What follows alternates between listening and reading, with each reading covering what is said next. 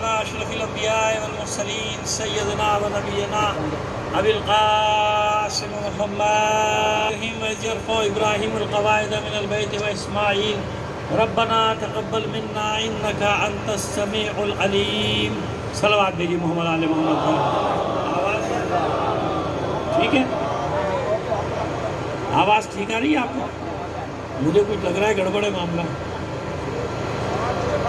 تمام مرحومین بانیان مجلس کے مرحومین اور تمام شہدائے ملت کو شامل کر کے ایک سورہ فاتحہ ہے. میں کہہ رہا ہوں آواز صحیح نہیں ہے، آپ نہیں سن رہے میری بات. سامنے والوں کو آواز آ رہی ہے نا، پیچھے والوں کو نہیں آ رہی ہے. وہ اشارے کر رہے ہیں کہ آواز نہیں آ رہی. بیٹا ٹھیک کرو اس کو، ساؤنڈ سسٹم کو. وہ دیکھو کیا اشارے نہیں آ رہی ہے. یہ چند آگے جو بیٹھے کہہ رہے ہیں آواز آ رہی ہے، وہ پیچھے والے بیچاروں کا کیا قصور ہے؟ ٹھیک کرو بیٹا. ہاں بھیا آپ کیا پوزیشن ہے؟ آواز آ گئی باخریت دے. دیکھیں نا باہر تو ہمیں معلوم ہو جاتا ہے. الحمدللہ صحیح آگے آ رہی ہے ماشاءاللہ. صلوات بھیجیے سب مل کر محمد علی محمد پر. جزاکائیل ربنا تقبل منا انك انت السميع العليم ربنا وجعلنا مسلمين لك ومن ذريتنا امة مسلمة لك ربنا ارنا مناسكنا وتب علينا انك انت العزيز الحكيم ربنا وابعث فيهم رسولا منهم يتلو عليهم آياته ويزكيهم ويعلمهم الكتاب والحكمة. یہ تین آیات ہیں 127 128 129 سورہ بقرہ کی، ایک سلسلے کے ساتھ ہیں. اس پر ہم نے الگ الگ کچھ جملے ادا کیے، کچھ مطالب بیان کیے. آج مجلس ایسی ہستی کی ہے کہ پورا مطلب ایک ساتھ آپ کے سامنے بیان کر دیتے. اور ہمارے میزبانوں نے ہم سے کہا ہے کہ آپ کے لیے وقت کی کوئی قید نہیں، لیکن میری مجبوری ہے، طبیعت میری ٹھیک نہیں، میں 3-4 گھنٹے سے زیادہ پڑھ نہیں سکتا. صلوات بھیجیے محمد علی محمد پر. جی بانیان مجلس سے تو مجھ سے یہ کہا کہ وقت کیوں قید نہیں، آپ پڑھتے چلے، لیکن میں نے عرض کر دیا میں اس سے لمبی نہیں پڑھ سکتا. بس آج مختصر پہ اکتفا کر لیجیے 3-4 گھنٹے پہ، پھر کبھی موقع ملا تو انشاءاللہ. میں نے کہا لو بھائی وہ بھی نہیں سمجھیں گے میں دیر سے آیا ہوں. تو یہ بھی کہہ دیا کہ کراچی والے دیر سے آئے. نہیں بھائی، یہ کراچی والا سب سے پہلے آیا تھا، آپ سے بھی پہلے آیا تھا. تمام مومنین کی صحت و سلامتی کے لیے بلند آواز سے ایک بار اور صلوات بھیجیے محمد علیہ. تیار ہیں مطلب سننے کے لیے؟ آئیے اب آپ کے سامنے کچھ مطالب بیان کریں گے. جزاک اللہ ماشاءاللہ. کیا سلامت رہیے. ایسے جوان چاہیے، ان کی سفید داڑھی پہ مت جائیے گا. میں نے ان کے نعرے سے اندازہ لگا لیا کہ جوان ہے ماشاءاللہ. بالکل اللہ ان کو ہمیشہ ایسے ہی رکھے، مولا ہمیشہ ایسے ہی رکھے. آئیے. اور جو بات میں عرض کرنے جا رہا ہوں آپ کی خدمت میں، جو گفتگو کرنے جا رہا ہوں وہ سب کے لیے، صرف آپ کے لیے نہیں. جہاں تک میری آواز ہے اطمینان سے سنیں، سکون سے سنیں. میں کسی کی دل آزاری کرنے آیا ہی نہیں، کوئی دل آزاری نہیں. تاریخی باتیں ہیں، دل چاہے تو قبول کر لیجئے گا، دل نہ چاہے نہ قبول کیجئے گا. جھگڑے کی کون سی بات ہے؟ جھگڑے کی کون سی بات ہے بھائی؟ دل چاہے قبول کر لیجئے گا، دل نہ چاہے قبول نہ کیجئے گا. دل آزاری نہیں ہوگی، اطمینان رکھیے. سورہ بقرہ کی یہ 3 آیات، اور بھی آیات بہت ساری، سورہ ابراہیم میں بھی ہے، سورہ انبیاء میں بھی ہے، لیکن ہم نے ان 3 آیات کو محور فی الحال بنا لیا.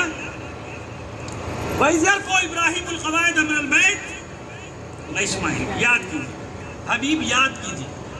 یہ اس آ جائے جہاں تو وہاں مترجمین ترجمہ کیا کرتے ہیں، اس کا تفسیر کیا کرتے ہیں؟ یاد کیجیے، یاد کیجیے. بھائی حضور تھے ہی نہیں تو یاد کیا کریں؟ بھائی جناب ابراہیم کے زمانے کی بات ہو رہی ہے نا، جناب ابراہیم کے زمانے کی بات ہو رہی ہے، جناب اسماعیل علیہ السلام کے زمانے کی بات ہو رہی ہے. تو حضور کو یاد کیا دلایا جا رہا ہے؟ وَإِذْ أَخَذْنَا مِيثَاقَ بَنِي إِسْرَائِيلَ. اے حبیب یاد کیجئے، جب اللہ نے بنی اسرائیل سے عہد و پیمان لیا تھا، میثاق بازی، تو حضور تھے ہی نہیں بنی اسرائیل کے وقت. تو یاد کیا کرایا جا رہا ہے؟ یہی تو سوچنے کی بات ہے. قرآن مجید اول سے آخر تک یہی تو یاد دلا رہا ہے کہ یاد کیجئے. ہمیں سمجھانے کے لیے لفظ استعمال ہو رہا ہے کہ تم نہیں تھے. اگر رسول نہ ہوتا تو اللہ رسول کا کلمہ کیسے یا ہر نبی کو کلمہ پڑھنا پڑا نا. اچھا اب مجھے ابھی بھی تھوڑی سی پرابلم ہے نا. ہاں میں کہہ رہا ہوں کچھ پرابلم ہے. میں بھی تو پڑھ رہا ہوں نا 2-4 سال سے مجلس سے، تو مجھے اندازہ ہو رہا ہے کہ کچھ پرابلم ہے. صلوات بھیجیے محمد علی محمد.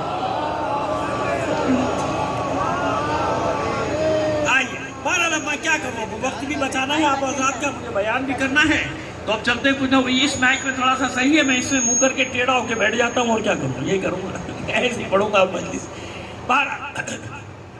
تو طے ہو گیا نا، جناب آدم کو نبوت نہیں ملی، جناب نوح علیہ السلام کو نبوت نہیں ملتی، جناب ابراہیم اسماعیل بھائی انبیاء کا نام لیتے چلے جائیے جتنے بھی یاد ہیں، کسی کو نبوت نہیں مل سکتی تھی جب تک محمد عربی کی رسالت کا اقرار نہ کرتا. تو اتنی سی بات ہمارے احباب کو سمجھ میں نہیں آتی کہ جو چیز ہے ہی نہیں پروردگار اس کا اقرار کیوں لے رہا ہے. اس کا مطلب وہ چیز پہلے ہے، بعد میں آدم آئے. وہ ہستی پہلے ہے، بعد میں شیش. وہ ہستی پہلے، بعد میں نوح. وہ ہستی پہلے، بعد میں ابراہیم. وہ ہستی پہلے، بعد میں اسماعیل. اور آخر تک چلے جائیے جناب عیسیٰ علیہ السلام تک چلے جائیے، وہ ہستی پہلے، کیونکہ اس کا اقرار لیا جا رہا ہے کہ اس کا کلمہ پڑھو. کلمہ نہیں پڑھا تو پھر نبوت ناقص ہے ہی نہیں. ناقص کیا، نبوت ہوئی نہیں نا. تو بس طے ہوا نا. یہ عز کیوں آ رہا ہے؟ سب کو بتایا جا رہا ہے اور حبیب کو یاد دلایا جا رہا ہے. کیوں؟ جب آدم خاک و گل کے آب و گل کے درمیان تھا، نور محمدی تھا یا نہیں تھا؟ تھا نا نور محمدی. تو ان کے سامنے ہوا جو کچھ ہوا. کس کے سامنے ہوا؟ اللہ کے رسول کے سامنے ہوا جو کچھ بھی ہوا. اس لیے بار بار جیسے واقعہ یاد نہیں دلایا جاتا، یاد ہے وہ زمانہ، یاد ہے وہ وقت، یاد ہے وہ دن، یاد ہے کب ایسا ہوا تھا. سمجھ میں آ رہی ہے بات؟ تو یہ اس جہاں بھی آئے گا یاد دلا رہا ہے حبیب کو. حبیب ہے، جتنے بھی واقعات جو کچھ لوح محفوظ میں ہے، جو کچھ ہو چکا، جو کچھ ہونے والا ہے، وہ سب رسول کے سینے میں ہے. اول و آخر کا علم، یہ ذہن میں رکھیے گا. اب آگے چلیے. ایک مطلب آ گیا کہ جب تک اس رسول کا کلمہ نہیں پڑے گا کسی کو نبوت، کسی کو رسالت، پیغمبری نہیں ملے گی. بھائی آگے چلیے. وَإِذْ ابراہیم القواعد من البیت واسماعیل ربنا تقبل منا انک انت السمیع العلیم. اے پروردگار، دعا کریں. جناب ابراہیم اور جناب اسماعیل دونوں کی دعائیں نقل ہوئی ہیں. پہلے تو یہ بتا دیا کہ جب خانہ کعبہ کی اللہ کے گھر کی دیواروں کو اونچا کر رہے تھے، یرفع القواعد، اونچا کر رہے تھے دیواروں کو. کس کی دیواروں کو؟ خانہ من البیت، اللہ کے گھر کی دیواروں کو اونچا کر رہے تھے. گھر کی بنیاد نہیں رکھی. گھر کی بنیاد کہاں رکھی ہے؟ گھر کی بنیاد کب ہے نہیں معلوم؟ بھائی گھر کی بنیاد تو تھی نا، کیونکہ جب اپنے بچوں کو یعنی بیوی اور بچے کو چھوڑ کر جا رہے تھے، ابھی تو جناب اسماعیل ایڑیاں رگڑ رہے ہیں، ہے نا، ابھی تو شیر خوار ہیں. لیکن جب چھوڑ کے گئے تو کیا فرمایا تھا؟ انی اسکنت من ذریتی بواد غیر ذی زرع. اے میرے پروردگار، میں اپنی ذریت میں سے کچھ کو تیرے گھر کے ہمسائے میں چھوڑ کے جا رہا ہوں. تو نیا گھر نہیں بنایا تھا ابراہیم نے، گھر پہلے سے تھا، دیواروں کو اونچا کیا تھا. اِنَّ بَيْتَكَ الْمُحَرَّمْ، ہے نا. اے میرے پروردگار ربی انی اسکنت من ذریتی بواد غیر ذی زرع عند بیتک المحرم، تیرے پاک گھر کے ہمسائے میں چھوڑ کر جا رہا ہوں. تو سب سنیں جہاں تک ہیں، نیا گھر نہیں بنایا تھا ابراہیم نے، گھر پہلے سے موجود ہے. ان بنیاد یعنی تعمیر نو کہی ہے، کعبے کی تعمیر ہے تو جناب آدم کے زمانے میں رکھ دی گئی تھی بنیاد. گھر وہی ہے، خانہ کعبہ وہی ہے. ہم نے تو اونچا کیا ہے دیواروں کو. یہ اپنی مرضی سے کیا یا اللہ کے حکم سے؟ کوئی نبی اپنی مرضی سے کچھ کر سکتا ہے؟ اپنی مرضی سے کرے گا نا ترک اولا ہو جائے گا. 6 مہینے مچھلی کے پیٹ میں رہنا پڑے گا، ہے نا. صلوات بھیجیے محمد آل محمد پر. ایسا ہوا نا، اور کیا اولا ہو جائے گا نا. اپنی مرضی نہیں، اپنی مرضی نہیں. جو کام کریں گے کس کی مرضی سے؟ جہاں اپنی مرضی آئی. جناب یوسف علیہ السلام کی ذرا سی دیر کے لیے اپنی مرضی آئی، 7 سال زندان میں. معصوم ہے، غلطی نہیں کی، خطا بھی نہیں کی، معاذ اللہ. گناہ تو دور کی بات ہے، گناہ کہاں سے کرے گا معصوم نبی. ترک اولا یہ تھا کہ ہر کام کرنے سے پہلے اللہ کی مرضی معلوم کرو کہ تیری مرضی ہے یا نہیں ہے. تو ذرا سی ترک اولا پر کیا ہوا؟ ہوئی نا تنبیہ ہوئی نا اللہ کی جانب سے. تو جتنا بڑا منصب ہوگا تنبیہ بھی اتنی بڑی. یونس آپ سے توقع نہیں. کیوں؟ آپ کو اپنے نمونہ عمل بنایا. آپ سمبل پورے معاشرے کے لیے. ذرا سی دیر کا ترک اولا ہوگا، معاشرے کو چھوڑا، اپنی قوم کو چھوڑا، اللہ کی مرضی معلوم نہیں کی لہذا جانا پڑا مچھلی کے پیٹ میں. تو جو اور نبی ہیں ان سے اللہ کو اتنا سا ترک اولا گوارا نہ ہوا. وہاں بھی تو کہو نا کہ جب وحی آتی ہوگی جب نبی ہوں گے، باقی زندگی میں نہیں. تو یہ گواہی دے رہا ہے قرآن. سورہ انبیاء گواہی دے رہا ہے، سورہ نوح گواہی دے رہا ہے کہ نہیں، نبی جس زمانے میں ہو ہر حال میں نبی ہوگا، ہر کام نبوت کے تابع ہوگا. ایک لمحے کے لیے بھی اپنے کار رسالت سے ہٹ کر کوئی کام انجام دے گا اللہ تنبیہ کرے گا. پیٹ میں 6 مہینے کے لیے ماہی، شکم ماہی، تمام انبیاء کا دیکھ لیں آپ جن کو تنبیہ کی اللہ کے رسول نے. سمجھ میں آ گئی بات؟ تو جب وہ انبیاء کے لیے ایک لمحے کے لیے اللہ کو گوارا نہیں، ایک لمحے کے لیے گوارا نہیں کہ اپنی مرضی سے کوئی کام نہیں، تو جس کے صدقے میں سب کو نبوت مل رہی ہے اس کا کوئی کام ہو سکتا ہے اللہ کی مرضی سے ہٹ کے؟ اس کے صدقے میں تو ملی ہے. وَمَا تَشَاءُونَ إِلَّا يَشَاءَ اللَّهُ کا یہ مطلب. آئیے آگے چلیں. اب اتنی سی بات معلوم ہو گئی کہ اپنی مرضی سے نہیں تعمیر کر رہے. اللہ کا حکم ہے تو تعمیر کر رہے، اپنی مرضی سے کر ہی نہیں سکتے تھے. تعمیر کرنا شروع کر دیا. جب تعمیر کر رہے تھے تو کچھ دعائیں کی قرآن میں. یہ بڑا مسئلہ ایک حل کرنے جا رہا ہوں. آج کل ایک بڑی گڑبڑ چلی ہوئی ہے. جب سے سوشل میڈیا کی مصیبت آئی ہے بڑی مصیبت ہو گئی ہے. وہ جناب کوئی اپنے جس کے جو خیالات ہیں وہ اس کو بالکل آخری رائے سمجھ کے ڈال دیتا ہے سوشل میڈیا پہ. یہ ہونا چاہیے، یہ ہے. اب انہیں شروع کر دیا کہ نہیں یہ تو سارے مسلمان جتنے بھی انبیاء ہیں سب بنی اسرائیل سے، جتنے بھی انبیاء ہیں سب کے سب. وہ اللہ کے اس نے یہاں تک بھی پیغمبر ختم مرتبہ صلی اللہ علیہ وآلہ وسلم تک سوال کھڑا کر دیا کہ نہیں جناب اسماعیل کی اولاد میں نہیں، سب کے سب جناب اسحاق کی. یہ توجہ رکھیے گا، جناب اسحاق کی اولاد ہے. جناب اسحاق کی اولاد ہے نا بنی اسرائیل. جناب اسحاق کے بیٹے جناب یعقوب علیہ السلام، یعقوب کا لقب اسرائیل، اور ان کے 12 بیٹے وہ سب کیا کہلائے؟ بنو اسرائیل کہلائے. وہ بنی اسرائیل کہلائے. تو اگر یہ سارے انبیاء یہاں تک تو انہوں نے دعویٰ کیا کہ پیغمبر ختم مرتبت بھی بنی اسرائیل بھی. بڑی سوشل میڈیا پہ بحث چلی. خیر وہ ہمارے پاس بھی گھومتا گھماتا کہیں سے وہ آ گیا مناظرہ بیٹھا. سامنے ایسے مولوی کو بٹھاتے ہیں جس کو کچھ پتہ ہی نہیں، خود بقرات بن کے بیٹھا ہوا ہے، اور آگے بٹھا دیا کسی 2 نمبر مولوی کو. سمجھ گیا؟ 2 نمبر مولوی سمجھتے ہیں نا، وہی 2 نمبر مولوی جن کو بلا کے بٹھایا جاتا ہے، پھر ان کی گت بنائی جاتی ہے چینلز پہ.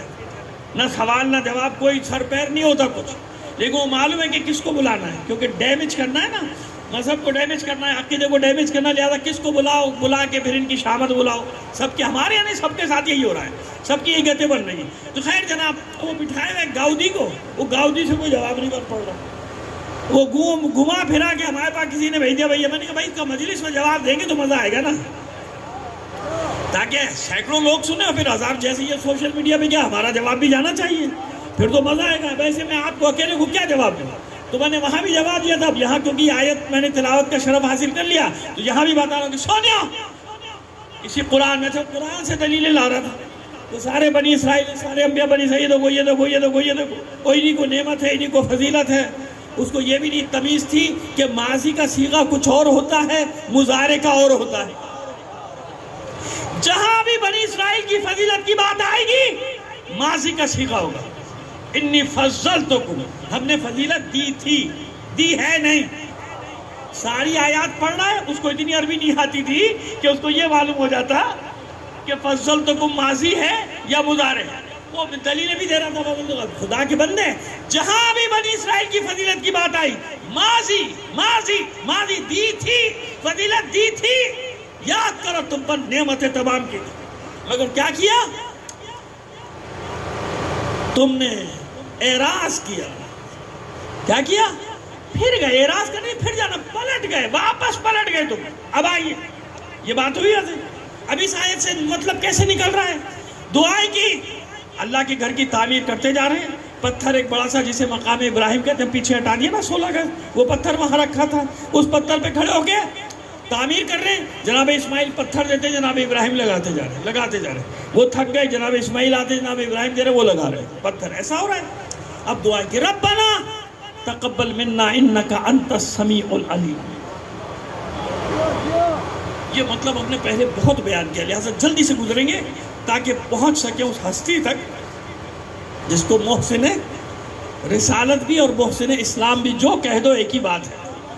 جیسے ہی کہو گے محسن اسلام تو دوسری کوئی ہستی دماغ میں نہیں آئے گی اس کے سوا، محسن رسالت کہو گے جب بھی وہی ہستی آئے گی۔ اب چاہے کوئی منہ بنا کے اس کا نام سنے، ہے نا بھائی؟ یار اب کسی کا منہ بگڑ جائے گا، کسی کا منہ بن جائے گا، لیکن سمجھیں گے سبھی ایک ہی نا، ہے نا بھائی؟ یہ تو طے ہے نا کہ منہ بگاڑ کے سنو یا منہ بنا کے سنو، سب کے ذہن میں آئے گا ایک ہی نام، ہے نا؟ ابھی بتاتے ہیں آپ کو نام ہے کیا آگے چلیں۔ اتنا ضرور ہے کہ ایک شعر تو ہمارے دوست کا تھا جو ہم نے کبھی سنا تھا، ایک اپنا سنا دیتے ہیں آپ کو۔ چلیے اب جب مقدمہ بن ہی گیا تو اب 2 شعر آگے پھر بھول جاؤں گا، نکل جائیں گے۔ ایک شعر تو آپ کو سنایا تھا 2 سال پہلے، مجھے یاد ہے۔ ابو طالب سے دشمنی کیا ہے؟ ابو طالب سے کوئی دشمنی نہیں، ابو طالب سے کوئی دشمنی نہیں، کسی کو دشمنی ہے کسی اور سے، دشمنی ہے کسی اور سے، لہذا اسے اذیت دینے کے لیے کہتے ہیں ابو طالب کافر تھا، تیرے ابا بڑے مسلمان تھے، تیرے دادا پردادا ضرور مسلمان تھے، ہر میدان کے بھگوڑے۔ بھائی زمانے جاہلیت کی بات کر رہا ہوں، کسی اور زمانے میں نہ چلے جانا۔ صلوات بھیجیے محمد آل محمد پر۔ اپنے دادے پردادے کا شجرہ اٹھا کے دیکھ، وہ تعریف بھی نہیں کرتے اپنے دادوں پردادوں کی۔ کوئی کیوں تعریف نہیں کرتے؟ کریں کیا؟ کچھ ہے ہی نہیں تعریف کرنے کے قابل، ورنہ لاؤ نا سب کے شجرے نکال کے بتاؤ نا زمانے جاہلیت میں کس کے کیا کارنامے تھے۔ کارنامے کیا تھے؟ سیاہ کارنامے تھے، اس لیے بیان نہیں ہوتے۔ یہ وہ ہستیاں کہ زمانے جاہلیت میں بھی ان کے اتنے کارنامے ہیں کہ بیان کرتے چلے جاؤ، اللہ بھی خوش اور رسول بھی خوش۔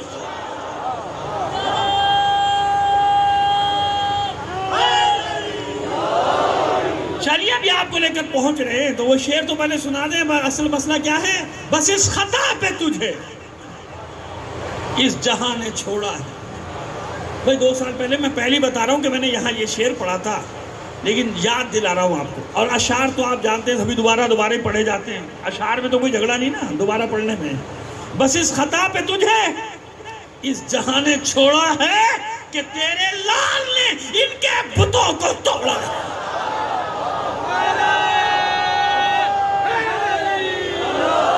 بس اس خطا پہ تجھے اس جہاں نے چھوڑا ہے کہ تیرے لال نے ان کے بتوں کو۔ یہ تو ہمارے دوست کا شعر ہے، ہمارا اپنا شعر بھی ایک سن لیجئے۔ کبھی کبھی کہتے ہیں میں ایسے ہی ٹوٹا پھوٹا اپنا کہہ دیتے ہیں۔ کیا شیخ پہ گزرے گی جو لکھا ہوا دیکھا؟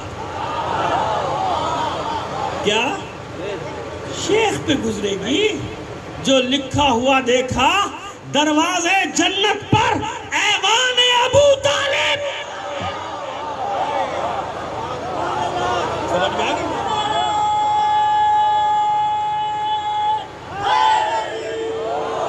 اب جو نثر میں مضمون پڑھنے والا ہوں وہ ایک شعر پڑھ کے میں مضمون پہ آ رہا ہوں تاکہ آپ کو مضمون تک پہنچا دوں۔ اجداد پیغمبر کو جو لوگ کہیں کافر، اجداد پیغمبر کو جو لوگ کہیں کافر، سمجھیں گے بھلا کیسے ایمان ابو طالب؟ ان کو کیا سمجھ میں آئے گا جن کے اجداد پیغمبر پہ معاذ اللہ تہمت ہی لگانا کہوں گا میں، اور کیا تہمت لگاتے ہیں، کفر کی تہمت لگاتے ہو؟ کوئی شرم حیا ہے جس سے شفاعت کے طلبگار ہو اس کے آبا و اجداد پہ؟ اب تمہیں بتاتے ہیں مسئلہ کیا ہے۔ بات آیات سے کی جائے تو اچھا ہے نا، اور اس لیے تسلسل یہ نہیں کہ بیچ میں سے کوئی ایک لفظ نہیں نکال رہا ہوں، میں نے 3 آیتوں کا تسلسل آپ کو بتا دیا، 127 128 129۔ تصدیق ضرور کرنا کیونکہ بعض اوقات یہاں سے کہہ جاتا ہے وہ ہوتا ہی نہیں ہے، حدیث میں ہوتا ہے ایسے میں نے بہت سارے لوگوں کو پکڑا، پتہ نہیں کیا کیا لنترانیاں کر رہا ہے سوشل میڈیا پہ، اور اس کو وہ آیت ہی بھی نہیں ہے بھائی وہ کہیں، اور نہ وہ جو ہے جو مفہوم بیان کر رہا ہے تو پڑھ ہی نہیں رہا، ترجمہ کر رہا ہے، وہ ترجمہ ہے ہی نہیں کہ قرآن کی روایتیں بیان کر رہا ہے، وہ روایت نہیں، ابھی توڑ مروڑ کے جانتے ہیں نا، انا مدینۃ العلم والیون، سیدھی سیدھی روایت، اب اس کو توڑتے مروڑتے کیسے ہے نا؟ حالانکہ ہر آدمی جانتا ہے کہ شہر کا دروازہ ہوتا ہے، چھتیں نہیں ہوتی، گھر کی چھت ہوتی ہے، کس کی ہوتی ہے؟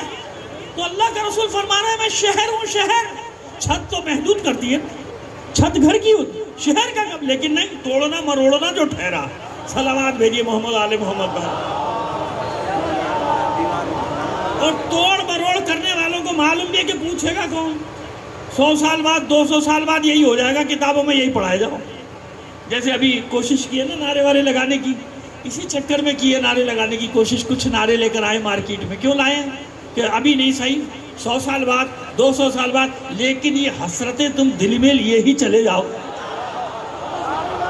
بڑے بھی چلے گئے، وہ بنی امیہ بنی عباس بھی چلے گئے، تم بھی چلے جاؤ گے، جسے کچھ بنانا چاہتے ہو نا کچھ بھی نہیں بنے گا، بس ہوگا یہ کہ اس کے ساتھ ساتھ تمہارا نام بھی گالی بن جائے گا، اس کے ساتھ ساتھ، میں نام لے نہیں رہا ملوم کا، کیونکہ یہاں سے میں باوضو بیٹھا ہوا ہوں، خواہ میں اپنا وضو خراب کروں، صلوات بھیجیے محمد آل محمد پر، ہے نا؟ جزاک اللہ، وہ انہیں آیات نکال ملی میرے بھائی نے یہیں بیٹھے بیٹھے، چلو بھائی شکر الحمدللہ، صلوات بھیجیے محمد آل محمد پر، جزاک اللہ۔ اب بات وہی ہوتی، بات ہوتی جو اتھینٹک آدمی بات کرے، وَإِذْ يَرْفَعُ إِبْرَاهِيمُ الْقَوَاعِدَ مِنَ الْبَيْتِ وَإِسْمَاعِيلُ رَبَّنَا تَقَبَّلْ مِنَّا إِنَّكَ أَنْتَ السَّمِيعُ الْعَلِيمُ، دعا کرنا، کوئی دعائیں کی، ابھی پہلی دعا پڑھی گی، اللہ کے حکم سے کیا ہے نا، اللہ کے حکم، لیکن اس کے باوجود دعا کریں معبود ہم دونوں کا یہ عمل قبول کر لیں، ارے اللہ کے حکم سے ہم انجام دے رہے، لیکن انکساری یعنی اتنا بڑا کام انجام دے رہے ہیں، جانتے کہ کھرب لوگ اب اس گھر کا طواف کریں گے، اور وہ کہلائے گا سنت ابراہیمی، حج کو کیا کہتے ہیں؟ سنت ابراہیمی، عجیب ہے، ابراہیم ایک فعل انجام دے، اللہ اس کو واجب قرار دے رہا ہے تو اس کو کیا کہتے ہیں؟ سنت۔ کہیں سے کوئی آواز نہیں آتی خبردار عبادت صرف اللہ کی ہوتی ہے، بھئی چلاؤ نا، یہ سنت ابراہیمی کہاں سے آ گئی؟ اب شور کیوں نہیں کرتے ہو کہ سنت ابراہیمی کہاں سے؟ اللہ کی عبادت ہوتی ہے اور کسی کی نہیں، یا سنت ابراہیمی، سنت حاجرہ، سنت اسماعیل، کہاں تک بچو گے؟ ہے نا پڑھ چکے، صحیح کیا ہے؟ صحیح کرنا سنت حاجرہ، اللہ کہہ رہا ہے میری عبادت ہے، فرما رہا ہے میری عبادت، تو انکساری کا عالم ہے، معبود ہم سے قبول کر لیں، ربنا تقبل منا انکا انت السمیع العلیم، آگے بڑھیے، ربنا وجعلنا مسلمین لک، یہ ہے اصل بات، جہاں سے میں آپ کو وہاں اپنے مطلب تک لے جاؤں گا انشاءاللہ۔ اے میرے پالنے والے، ہم دونوں کو مسلمان رکھنا، ہم دونوں کو توجہ رہے، جہاں تک میری آواز ہے میرے بھائی جہاں بھی سن رہے ہیں، میں نے پہلے عرض کر دیا کسی کی دل آزاری نہیں کرنی، آرام سے سنیے میرے مطلب کو جو میں بیان کر رہا ہوں، ربنا وجعلنا مسلمین لک، اے ہمارے پالنے والے ہم دونوں کو مسلمان رکھنا، بتاؤ دعا قبول ہوئی کہ نہیں؟ بھائی ہوئی نا، انا اول المسلمین، میں پہلا، یعنی نام سے سب انبیاء مسلمان، لیکن جس کا نام پڑا مسلم، میں ہوں وہ مسلم، میں پہلا مسلمان، جناب ابراہیم علیہ السلام، یہ ہے نا، قبول ہوگی دعا، ربنا وجعلنا مسلمین لک، ہمیں اپنا تسلیم شدہ بندہ شمار کرنا، ہمیں مسلمان رکھنا، اپنا مسلمان رکھنا، بات ختم نہیں ہوئی، کہہ سکتے ہاں بھائی ٹھیک ہے، قرآن نے بھی کہا کہ مسلمان ہیں، دونوں مسلمان ہیں، اپنے بچوں کے لیے بھی دعا کیجیے کہ ایسا نہ ہو وَلَا تَمُوتُنَّ وَأَنْتُم مُسْلِمُونَ إِلَّا وَأَنْتُم مُسْلِمُونَ، اپنی اولادوں کو بھی دعا کیجیے اے خبردار مرنے تک مسلمان رہنا، مرنے کی حالت تک، یعنی اپنی اولادوں کو بھی وصیت کی مسلمان رہنا۔ اچھا آگے چلیے، اسی آیت میں ربنا وجعلنا مسلمین لک ومن ذریتنا امۃ مسلمۃ، تمام مسلمان غور سے آیت کا مفہوم کو سمجھیں۔ پہلے دعا کیا مانگی؟ ہم دونوں کو مسلمان رکھنا، بس نہیں کی دعا پہ، بلکہ فرمایا وَمِن ذُرِّيَّتِنَا أُمَّةً مُسْلِمَةً لَكَ، اے ہمارے رب، اے ہمارے اللہ، اے ہمارے پالنے والے، ہماری اولاد میں، ہماری ذریت میں بھی ایک گروہ کو اسلام پر باقی رکھنا. ہماری ذریت میں وَمِن ذُرِّيَّتِنَا أُمَّةً مُسْلِمَةً لَكَ، مسلمان باقی رکھنا ہماری ذریت میں ایک گروہ کو. بتاؤ دعا قبول ہوئی کہ نہیں؟ ارے بھائی دعا قبول ہوئی نا؟ دعا قبول تو ڈھونڈو نا، کہ جب ابراہیم نے دعا کی ہے کہ ہمیں بھی مسلمان رکھنا، ہماری اولاد میں سب نہیں. معلوم ہے کیسے کیسے ابو جہل آنے والے. بھائی ابو جہل پر تو لعنت بھیج سکتے ہیں نا؟ ہاں آج کل لعنت بھیجنے سے پہلے پوچھنا پڑتا ہے کسی کی کوئی رشتہ داری نہ نکل آئے. صلوات بھیجیے محمد آل محمد پر، ہے نا؟ تو ابو جہل سے تو کسی کی رشتہ داری نہیں بھائی. ہاں اس پہ لعنت بھیج دیا کرو آرام سے، سب پہ خود بخود ہی پہنچ جائے گی جہاں پہنچنا ہے. صلوات بھیجیے محمد آل محمد پر. تو اب آئیے تو آنے والے کیسے کیسے آنے والے ہیں، اس لیے سب کے لیے دعائی نہیں مانگی. وَمِن ذُرِّيَّتِنَا أُمَّةً مُسْلِمَةً، ایک گروہ کو، میری نسل میں ایک گروہ، امت یعنی ایک گروہ، ایک جماعت اسلام پہ باقی رکھنا. تو اب مجھے بتائیے دعا قبول ہوئی کہ نہیں؟ ہوئی نا؟ تو جب ہوئی تو وہ گروہ کون سا ہے بھائی؟ یہ تو طے ہو گیا نا کہ دعا قبول ہوئی. جب دعا قبول ہوئی تو اس کا مطلب آخری وقت تک، حضور کے ظہور تک. اچھا اب ایک پہلے اس کے بعد والی آیت بھی پڑھ دیں آپ. ربنا ارنا مناسکنا وتب علینا انک انت العزیز الحکیم. ہمیں مناسک بھی سکھا دے، حج کی بتا دے کیسے کرنا ہے تاکہ ہم حج ادا کر لیں، اور ہماری توبہ کو بھی قبول کر لیں. ہماری توبہ کو، معصوم سے کوئی گناہ سرزد ہوتا ہے؟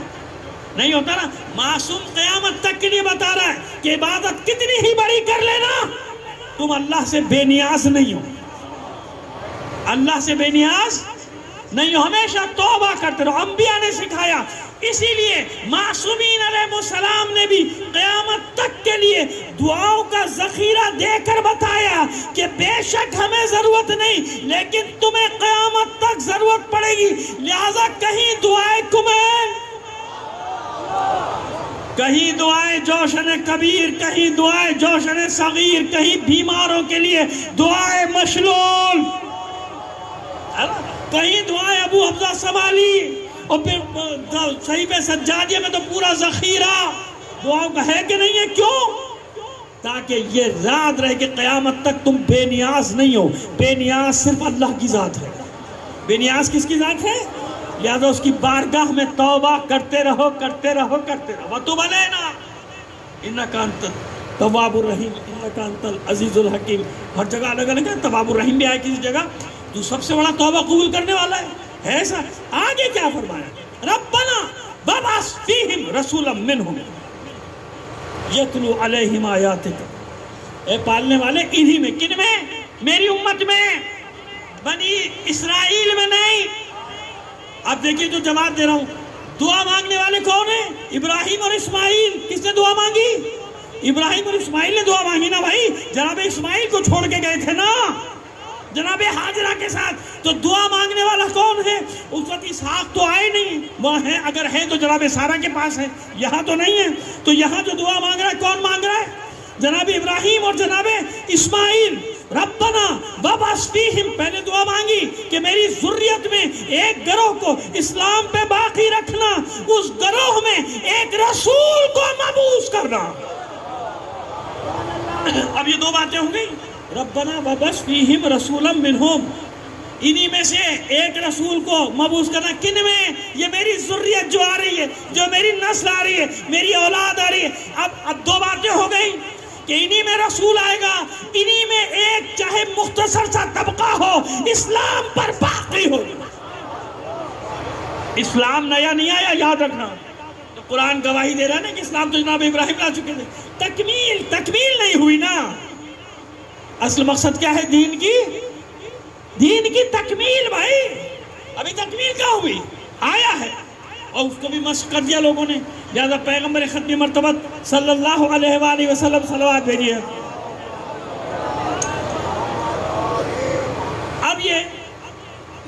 معبود، ان میں ایک رسول کو مبعوث کر دینا. کس میں؟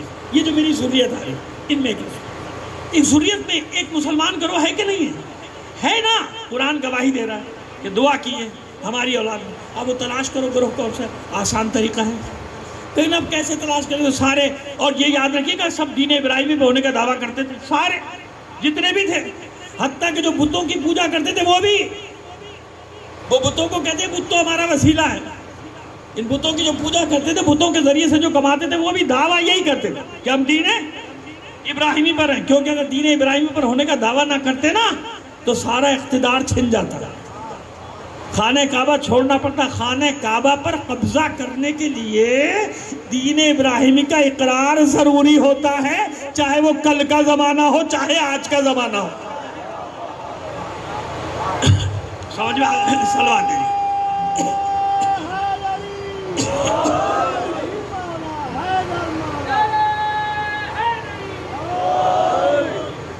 آئیے آپ کو لے کر چلتے ہیں. یہ مجھے کبھی بھی نہ ہوتا اگر یہ مائک صحیح ہوتا. یہ بتا رہا ہے کہ مائک صحیح نہیں ہے. سلوات بھیجئے محمد آل محمد. نہیں مل کر بلند آواز سے ایک سلوات عنایت فرمائیے گا. آئیے لے کر چلے آپ کو.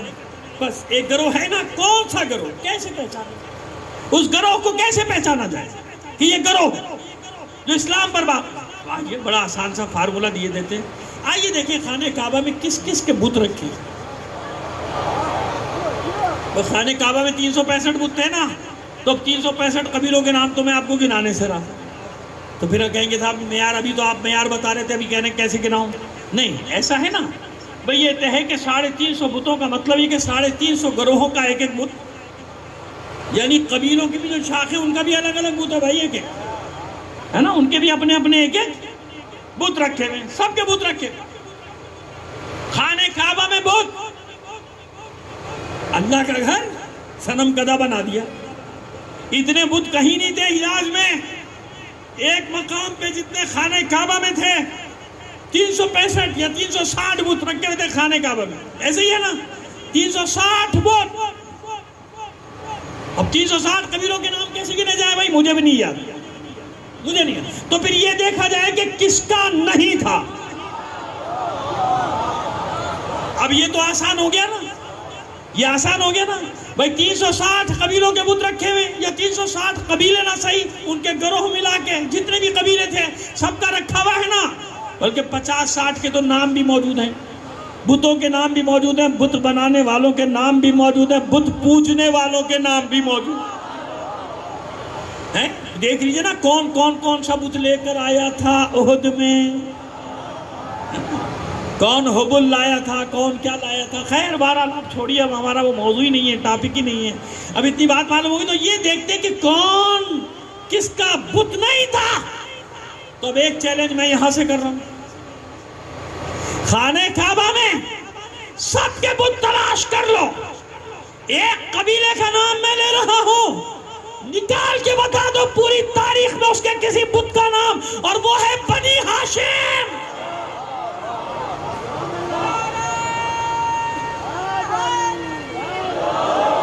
بنی ہاشم کے مقابلے میں بتوں کو کھڑا کرنے والوں کسی زمانے جاہلیت میں بتاؤ خانہ کعبہ میں رکھے ہوئے بتوں میں کون سا بت بنی ہاشم کا تھا. یا اتنا بتا دو کہ جو بت رکھے تھے کبھی عبد المطلب کا سر کسی بت کے آگے جھکا، کبھی ہاشم کا سر کسی بت کے آگے جھکا.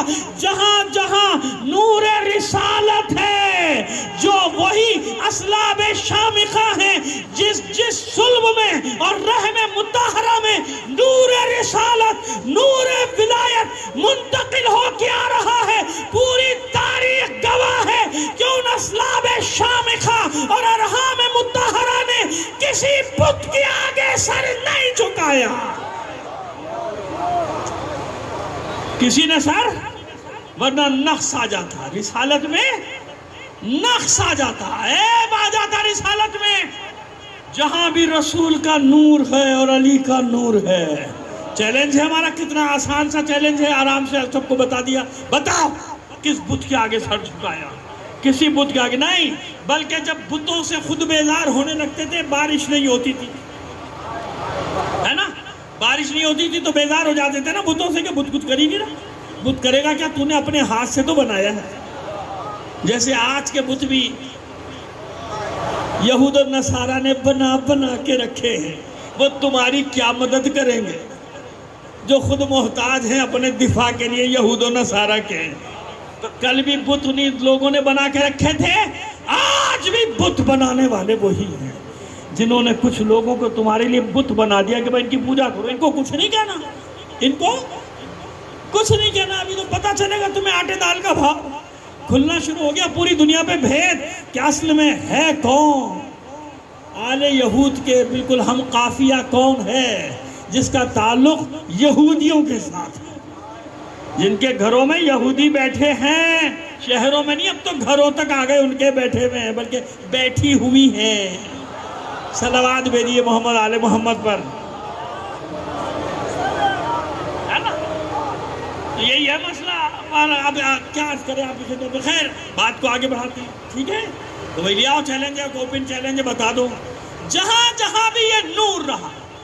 ابراہیم کی اولاد میں نکل گئے نہیں نکل گئے سارے خراب بت پرست بھی نہیں، مکہ وہی ہے سارا، اولاد ابراہیمی تو ہے سارا کا سارا مکہ، لیکن ایک گروہ ہے نا، بتا دو کوئی پیشانی جھکی ہو، یہاں نہیں پیچھے تک چلے جاؤ نا، شجرہ کھنگال دو، محمد ابن عبداللہ، علی ابن ابی طالب، اور ادھر پھر ابن عبد المطلب ابن ہاشم، آگے تک چلے جہاں جانا ہے چلے جاؤ، پیچھے عبد مناف، قصے، اس کے بعد چلے اس میں ہم پڑھ چکے اجداد پیغمبر پہ، اب وہاں تک جاتے وقت آپ کا لینے کا کوئی فائدہ نہیں، تو اب سمجھ میں آگے جہاں یہ نور ہے وہ پیشانیاں کبھی بتوں کے سامنے کبھی نہیں جھکی، کیونکہ نقص آ جاتا رسالت۔ اس لیے اللہ کا رسول فخر سے کہتا ہے کہ جہاں تک میرے شجرے میں چلے جاؤ، پاک ارحام ہے اور اسلاب شامخہ ہیں، میں نکاحوں کی اولاد ہوں۔ اس جملے کی حقیقت کو سمجھ رہے ہیں آپ؟ گہرائی میں جا رہے ہیں نا کہ کیا مطلب ہے اس کا؟ میں نکاحوں کی اولاد ہوں، یعنی ادھر ادھر جاؤ گے تو سب بھید کھل جائیں گے۔ صلوات بھیجیے محمد آل محمد پر۔ ایسا آئیے تو اب معلوم ہو گیا کہ بتاؤ، اچھا اب جو میں بات کر رہا تھا قحط پڑ گیا، اب یہ تو سیرت ابن حشام نے بھی اس نے بھی لکھا، ابن اسحاق سے لے کے لکھا، اور سب نے لکھا، ان واقعات میں تو کوئی دو رائے کسی کی ہے ہی نہیں، کہاں ایسا تو ہوا تھا، اور 2-3 بار یہ واقعہ ہوا۔ جناب قحط پڑ گیا، جناب جب بتوں سے کچھ نہیں ملا، اب ملتا کہاں سے؟ لوگوں کو الو بنا رہے تھے، آؤ مانگو یہ ملے گا، آؤ مانگو یہ ملے گا، لوگوں نے کچھ بھی نہیں مل رہا، جو ہمارے پلے تھا وہ بھی تم لے گئے، الو بناتے تھے نا، لاؤ نذرانے دو، چڑھاوے چڑھا کے جاؤ، سب ہو جائے گا، سب لے لیا، خالی اب کیا کریں، لوگوں نے برا بلا کہنا شروع کر دیا معاشرے میں کہ تم نے ہمارا سارا مال وال بھی لے لیا، نہ بارش ہو رہی ہے نہ کچھ ہو رہا، کچھ بھی نہیں ہو رہا۔ اب کیا کیا؟ چلو بھائی اب بتوں کو چھوڑو، بت شکنوں کے پاس آؤ، بت چھوڑو، بت شکن کے پاس آؤ، عبد المطلب کے دروازے پہ، بھائی بتوں کے پاس جاؤ نا، عبد المطلب کے دروازے پہ آنا بتا رہا ہے کہ یہ وہ دروازہ ہے جو بتوں سے پاک ہے، ورنہ کہتے نا عبد المطلب اپنے بت سے ذرا دعا کرا دو، اپنے بت سے دلیل دے رہا ہوں تاریخی بھائی، کہتے نا کہ ہم نے اپنے بت آزما لی، عبد المطلب آپ اپنا بت بھی آزمائیے، نہیں وہاں جا کے کیا کہتے ہیں؟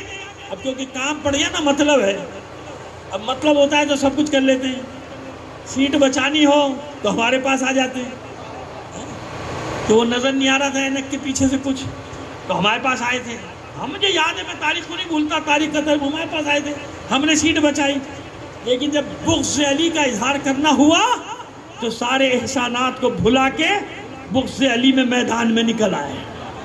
خیر اب یہ اشارہ پہنچے نہ پہنچے آپ کی مرضی، مگر مجھے جو کہنا تھا میں نے کہہ دیا۔ ایک صلوات بھیجیے محمد آل محمد پر۔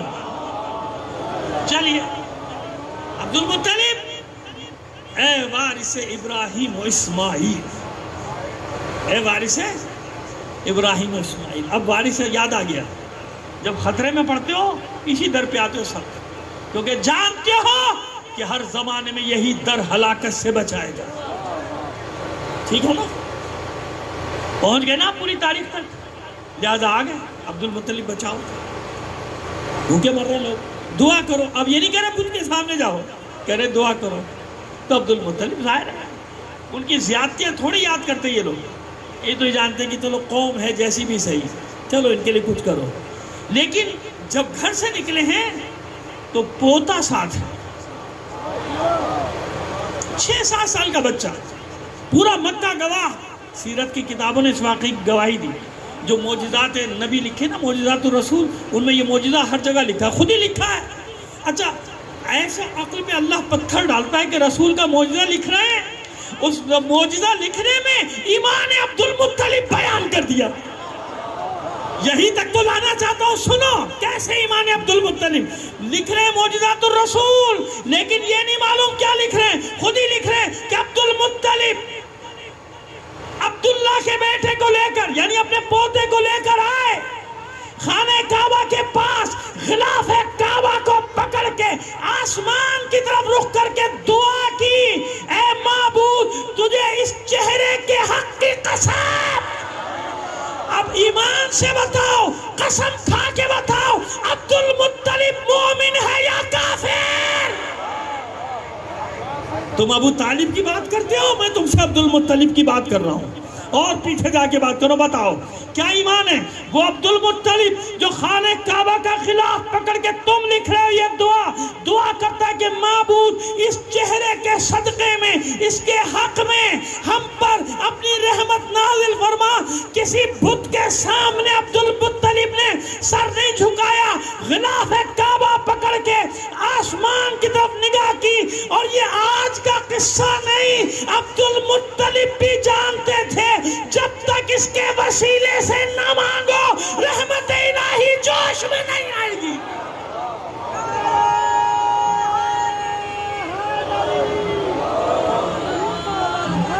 آپ کا نعرہ بتا رہے ہیں, آپ لوگ تھک گئے ہو.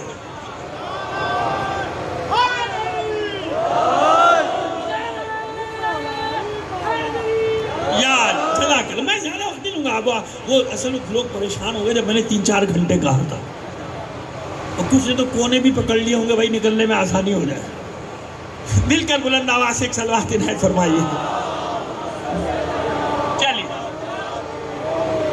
عبد المطلب کی بات کر رہا ہوں بھائی, بتاؤ نا جو یہ دعا کرے غلاف کعبہ پکڑ کر, اے معبود, اے اس گھر کے رب, اس گھر کے رب, اس گھر کے رب, تو نہیں کہا اس گھر میں رہنے والا کوئی ہے, سب بت رکھے ہوئے اندر, کہا اے اس گھر کے رب, اس چہرے کا واسطہ ہے. جانتا ہے نا جناب عبد المطلب, جانتے ہیں نا یہ چہرہ اس کا چہرہ ہے جس کو واسطہ بنا. تو مجھے بتائیں مومن ہے یا کافر؟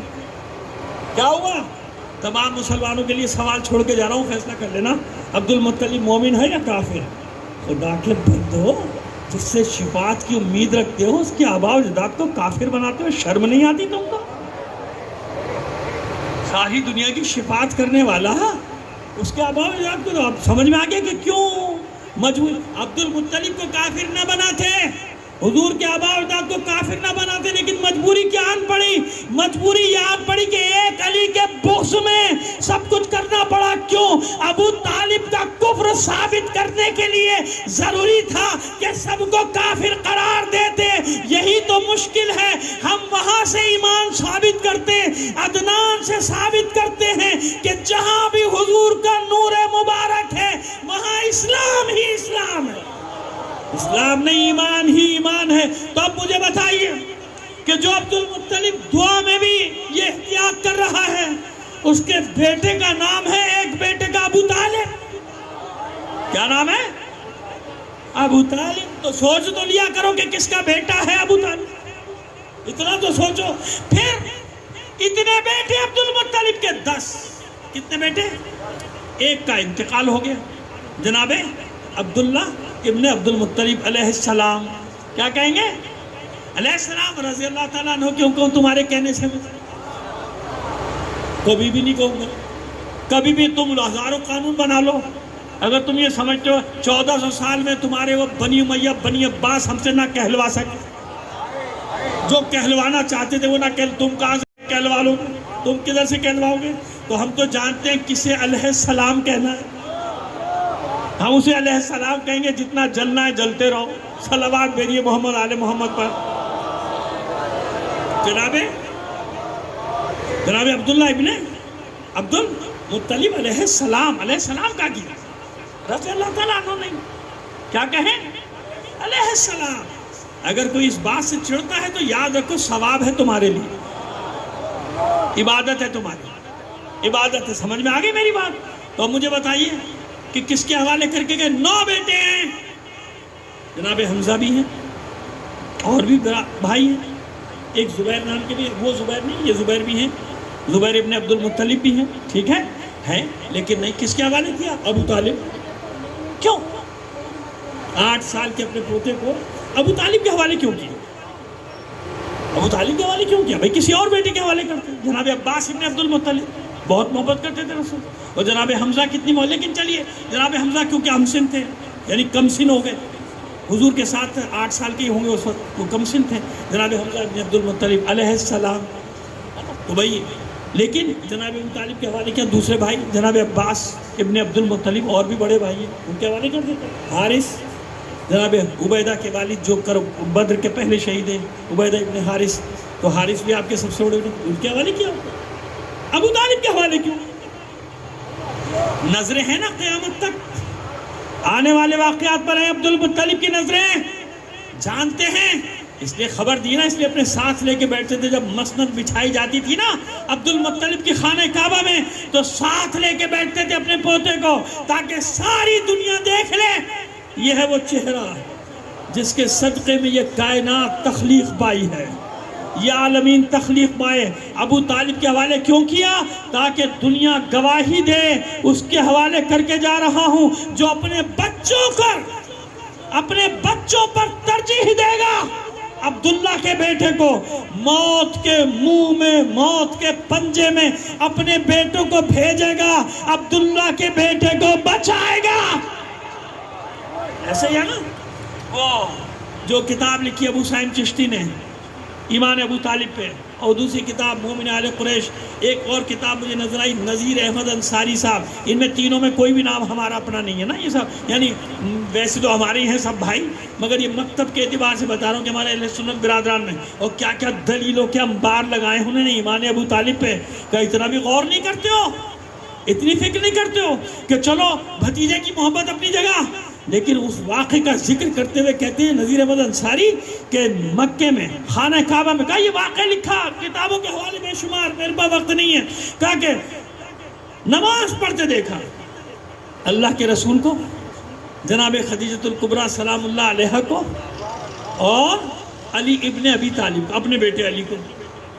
جعفر ساتھ تھے, خانہ کعبہ میں داخل ہوئے, دیکھا تینوں کو. جعفر سے کہا جاؤ ان میں شامل ہو کے چوتھے بن جاؤ, جاؤ. اور دیکھو یاد رکھنا یہ تمہارا بھائی, تمہارے چچا کا بیٹا کبھی تمہیں گمراہی کے راستے پہ نہیں چلائے گا. جیسے کہتا چلا جائے اس کے پیچھے چلتے رہنا, چلتے رہنا. اس کے ساتھ ایک عظیم خبر ہے, اتنی پیشین گوئیاں کر کے اپنے بچوں کو بتا رہے ہیں. تو کہتے ہیں کہ ایمان نہیں ہے. اچھا کہتے کلمہ نہیں پڑھا, ان کو نہیں سنایا, ان کو سنانا ضروری تھا کلمہ. کہتے کلمہ نہیں سنایا. کلمہ اچھا سناتے کسے؟ تیرے باپ دادو تو کافر تھے, کسے سنا؟ جو الزام لگا رہے ہیں راوی ان سے پوچھو تو کب مسلمان ہوا؟ تو تو فتح مکہ کے بعد مسلمان ہوا.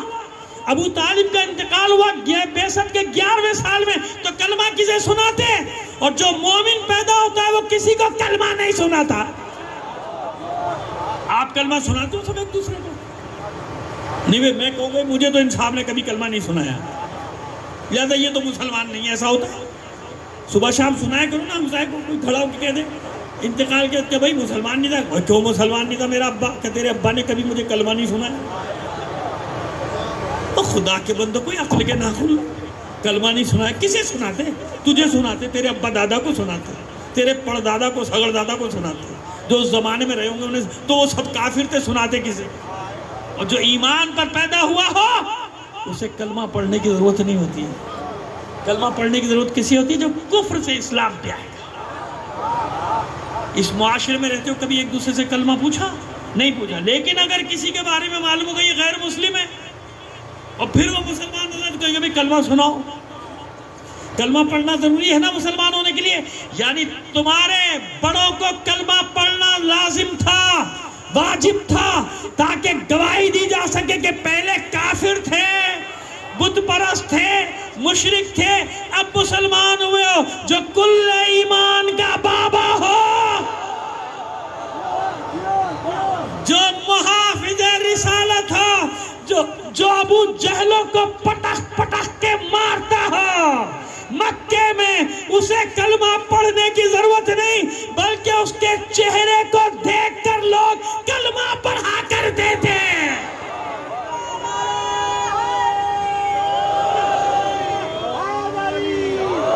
دو واقعات سنا دوں تاکہ آپ کی ساری کوفت اور سستی دور ہو جائے، پھر میں مصائب کی طرف آؤں.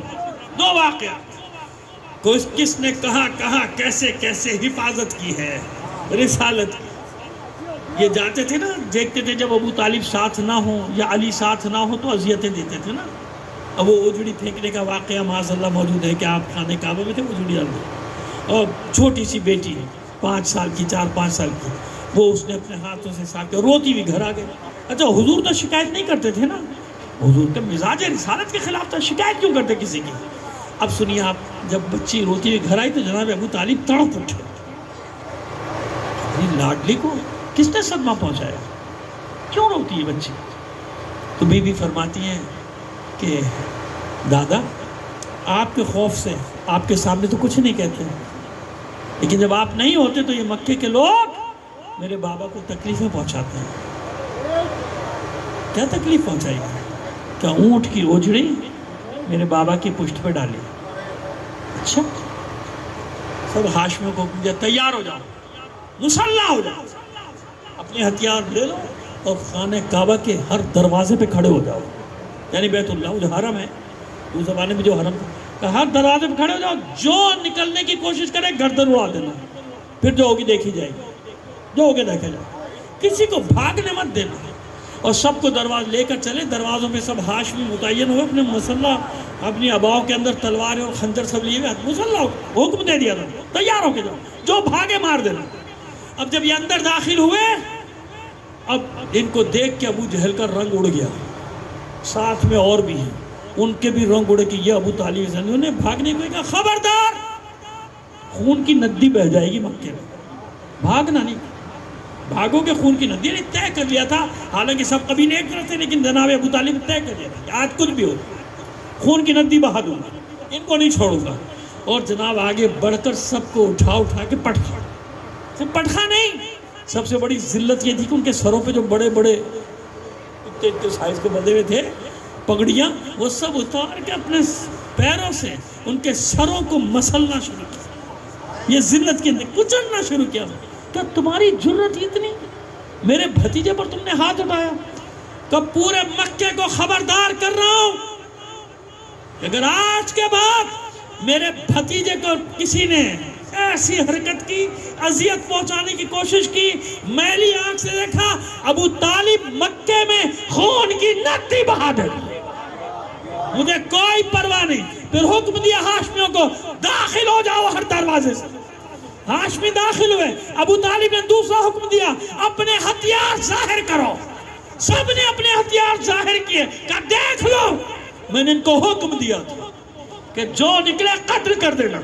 آج کے بعد اگر کسی نے اذیت دی میرے بھتیجے کو، نتیجہ کیا ہوا کہ ایسے خوفزدہ ہوئے، کسی کی ہمت نہیں ہوئی اس کے بعد رسالت کی طرف میلی آنکھ سے دیکھتا.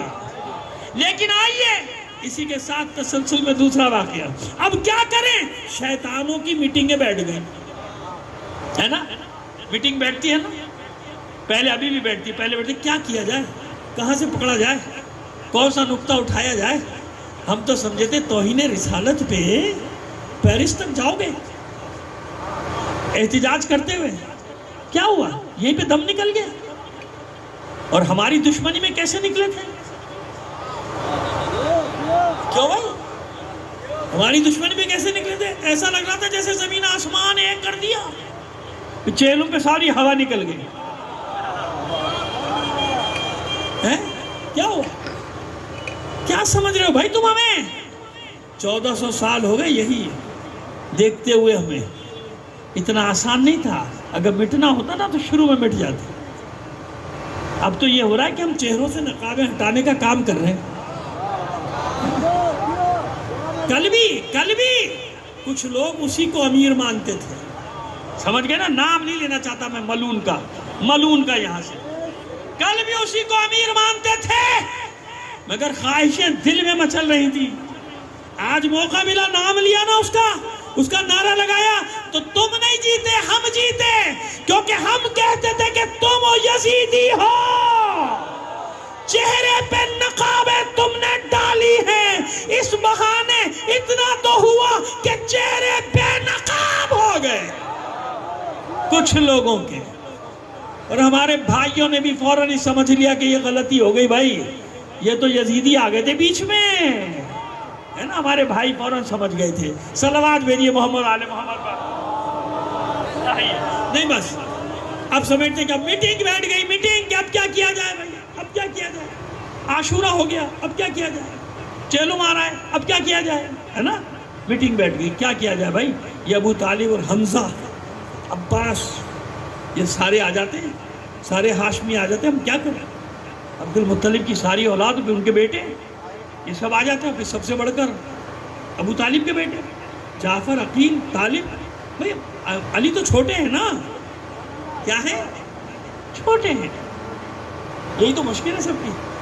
ایمان لانے والوں میں بچوں میں علی تھے. یہاں بھی چھوڑتے نہیں ہے کینہ، یہاں بھی کینہ اندر کا نکلتا. بچوں میں تھے، بچوں کا. چلو بھائی بچہ سمجھ. کتنے بڑے بچے؟ 8 سال کے. میں نے کہا چلو 6 سال کا کر لو بھائی، ہمیں کوئی پریشانی نہیں ہے. صلوات بھیجیے محمد آل محمد پر. بچے تھے، وہ بچے تھے. اچھا وہ اور چھوٹا کر لو، ہمیں کیا، ہمیں کوئی مشکل نہیں. خیر جناب، اب کیا کیا میٹنگ بیٹھی اور شیطان نے ان کی ہدایت کی. شیطان نے رہنمائی کی، جس کو یہ ہدایت سمجھتے، حالانکہ وہ ہدایت تو نہیں ہوتی. شیطان نے رہنمائی کی کہ بھائی ایسا ہے. سب نے سر جوڑ کے بیٹھے، کہا ایسا کرو کہ اپنے اپنے بچوں کو، اتنے سارے قبیلوں کے بچے 3 ساڑھے 3 پیچھے لگا دو. جب صبح نکلا کریں بچے تالیاں پیٹیں، پتھر ماریں، شور مچائیں، سیٹیاں بجائیں، جو بچوں کا کام ہوتا ہے. بچوں کو کسی کے پیچھے لگا دو، چھیڑنے کا لگ جائیں گے. ان کا بھائی یہ ترکیب سب نے پسند کی. بھائی یہ بالکل صحیح، یہ بالکل شیطان نے صحیح بالکل رہنمائی کر دی کہ ہمیں کیا کرنا چاہیے. اب دوسرے دن سے یہ کاروبار شروع ہو گیا. بھائی اب کیا کرے اللہ کا رسول؟ اگر بچوں سے لڑیں، وہ بچوں سے لڑ رہے ہیں، خاموش، تو یہ سب ہو رہا ہے. تو بڑے کامیابی سے ان کی یہ اسکیم چلتی رہی تھوڑے دن تک. ایک دن ایک پتھر پیشانی پہ لگا، پیشانی مبارک پر، اور آپ کے نشان پڑ گیا خون. اب اس کو تو نہیں چھپا سکتے تھے، نشان تھا بالکل. گھر میں داخل ہوئے تو ابو طالب نے دیکھا، کھڑے ہو گئے، مسلح تلوار اٹھائے. کس نے اذیت کر؟ بیٹھ جائے. چچا آپ کے خوف سے خود تو آتے نہیں، آپ کے خوف سے خود نہیں آتے، بچوں کو پیچھے لگاتے کہ اگر آپ شکایت کریں گے تو کہیں بچوں کا معاملہ بھی، بچے تو ایسے ہی کرتے ہیں، بچوں کی کیا شکایت کریں. حضرت ابو طالب پریشان ہوئے، تھوڑی دیر کے لیے پریشان ہوئے کہ یہ بڑا مسئلہ ہو گیا. پھر کہتے مسکرائے، ٹھیک ہے حل نکل آئے، کوئی بات، کل سے ہمارا بچہ بھی ساتھ جائے گا.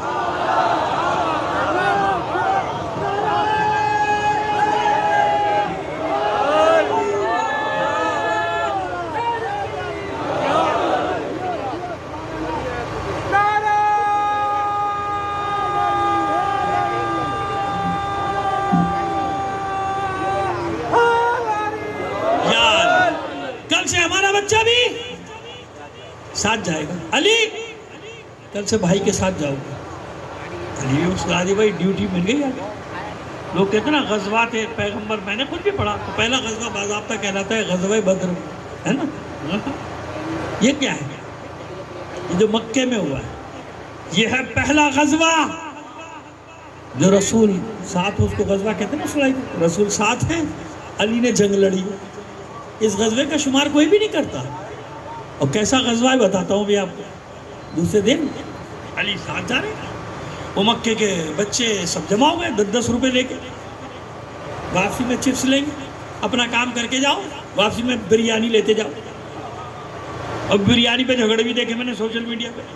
ٹرک لٹ گئے، وہ بریانی مجھے نہیں ملے گا تو بریانی اسے نہیں ملی، اور کرائے پر بھی جھگڑے ہوئے، دینے والوں کو بھی دیکھا لینے والوں کو بھی دیکھا، لاکھ پردوں میں چھپا، مومن کی آنکھ سے چھپ نہیں سکتے تم لوگ۔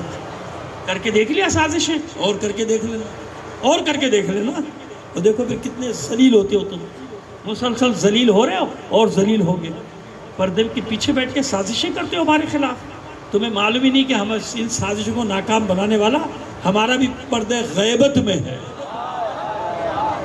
سمجھ میں آگئی؟ وہ ناکام بناتا ہے وہاں سے۔ خیر جناب چلیے چھوڑیے بات، کہیں کی کہیں نکل جائے گی، کہاں پردے داروں کی بات آ گئی۔ صلوات بھیجیے محمد آل محمد پر۔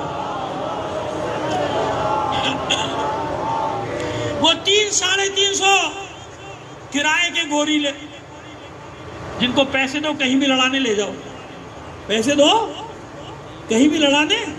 ارے یہ لطیف اشارے تو سمجھا کیجیے آپ لوگ، کیا ہو گیا حیدرآباد کے مجمع کو پتہ نہیں۔ صلوات بھیجیے محمد آل محمد پر۔ یہ کرائے کی گوری لے، جنہیں کرایہ دو کہیں بھی لڑانے لے جاؤ، جنہیں لالی پاپ دو کہیں بھی لڑانے لے جاؤ، جنہیں چپس کے پیکٹ دو کہیں بھی، بریانی دو کہیں بھی لے جاؤ، بریانی ختم جلسہ ختم۔ ارے جلسہ کہاں سے آ گیا بیچ میں، غزوے کا ذکر ہو رہا ہے۔ صلوات بھیجیے محمد آل محمد پر۔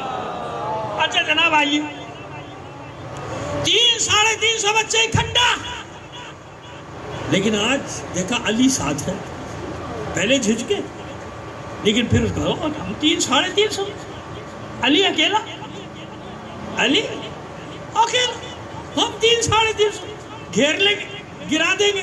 چلو شروع ہو گیا، پہلے سیٹیاں بجی، تالیاں بجی، پتھر چلے، ادھر پتھر چلنا شروع ہوئے، علی نے دیکھا رسول کی طرف، اللہ کے رسول اجازت ہے؟ اجازت ہے؟ اور بھئی اب تو بچوں کا معاملہ ہے، اب کیا مسئلہ ہے؟ رسول بھی مسکرائے، کہا علی اجازت ہے، جاؤ، اجازت ہے، بچوں کا معاملہ ہے نا، اب کیا شکایت لے کے آؤ گے؟ یہی کہہ رہے تھے نا کہ بچوں کی شکایت کیا کریں، کہیں گے بھائی بچے ہیں، وہ کسی کے قابو کہاں آتے ہیں، بھائی بچے ہیں جو مرضی کہہ لیں، خود ہی پیچھے لگایا اپنے پالتو بچوں کو، بعد میں کہتے بچے ہیں بچے ہیں بچے، پیچھے لگا کے دیکھ لیا عاشور کے بعد کیا ہوا، چیلوں میں سب بلوں میں گھس گئے واپس۔ صلوات بھیجیے محمد آل محمد پر۔ تو نکلتے نہیں ہیں، ان کو نکالا جاتا ہے، سمجھ میں آگئی بات، نکالا جاتا ہے۔ خیر جناب نے کہا کہ علی نے اجازت لی، رسول نے، اللہ کے رسول نے، اب تو بچوں کا معاملہ ہے، بچے جانے تم جانو، تم بھی بچے وہ بھی بچے، شروع ہو جاؤ۔ ابو طالب کا بچہ کفار قریش کے بچوں کے بیچ میں گھسا، بیچ میں گھسنے کے بعد منظر لکھا مورخین نے کہ کفار قریش کے بچے اچھلنا شروع ہوئے، اور پھر اس کے بعد لکھتا ہے کسی کا ہاتھ ٹوٹا، کسی کا پیر ٹوٹا، کسی کی کمر ٹوٹی، کسی کا دانت ٹوٹا، کسی کی ناک پھوٹی، اور وہ چلاتے ہوئے بھاگے اپنے گھروں میں سارے، اور چلاتے ہوئے ایک ہی نعرہ لگا رہے، یا قزیم یا قزیم یا قزیم۔ ماؤں کی گودوں میں گھسے جا رہے تھے، ماؤں نے بھی 2 تھپڑ مار کے کہا رہے بولو تو صحیح کون قزیم؟ قزیم کا معنی ہے عربی میں ہڈیاں توڑنے والا۔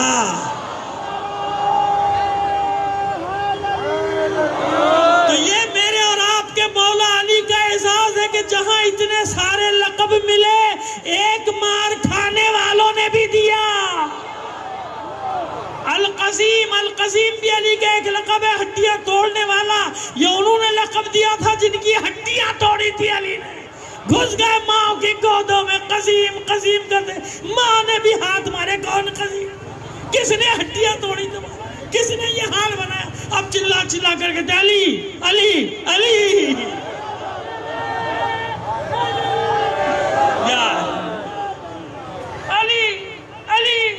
آپ جناب سارے کفار قریش اکٹھا ہو گئے، بڑے بڑے ابو جہل، ابھی ابو جہل میں سب چھپ گئے، سب آ گئے نا، سب آ گئے، اور کوئی ضرورت نہیں کہیں جانے کی، ابو جہل میں سب کو شامل کر دو۔ سارے ابو جہل جمع ہو گئے، کیا ہوا بھائی؟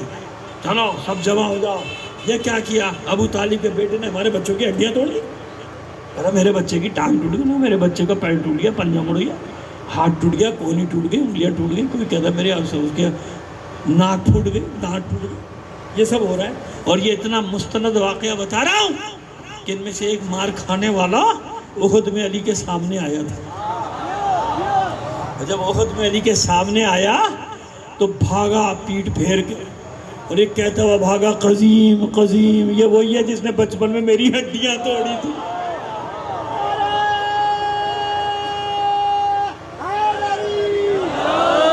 نہیں لڑا، کہتا ہے وہی ہے بھائی، مجھے یاد آ گیا، اس نے میری ہڈیاں توڑی تھی بچپن میں، اب سب جمع ہو گئے.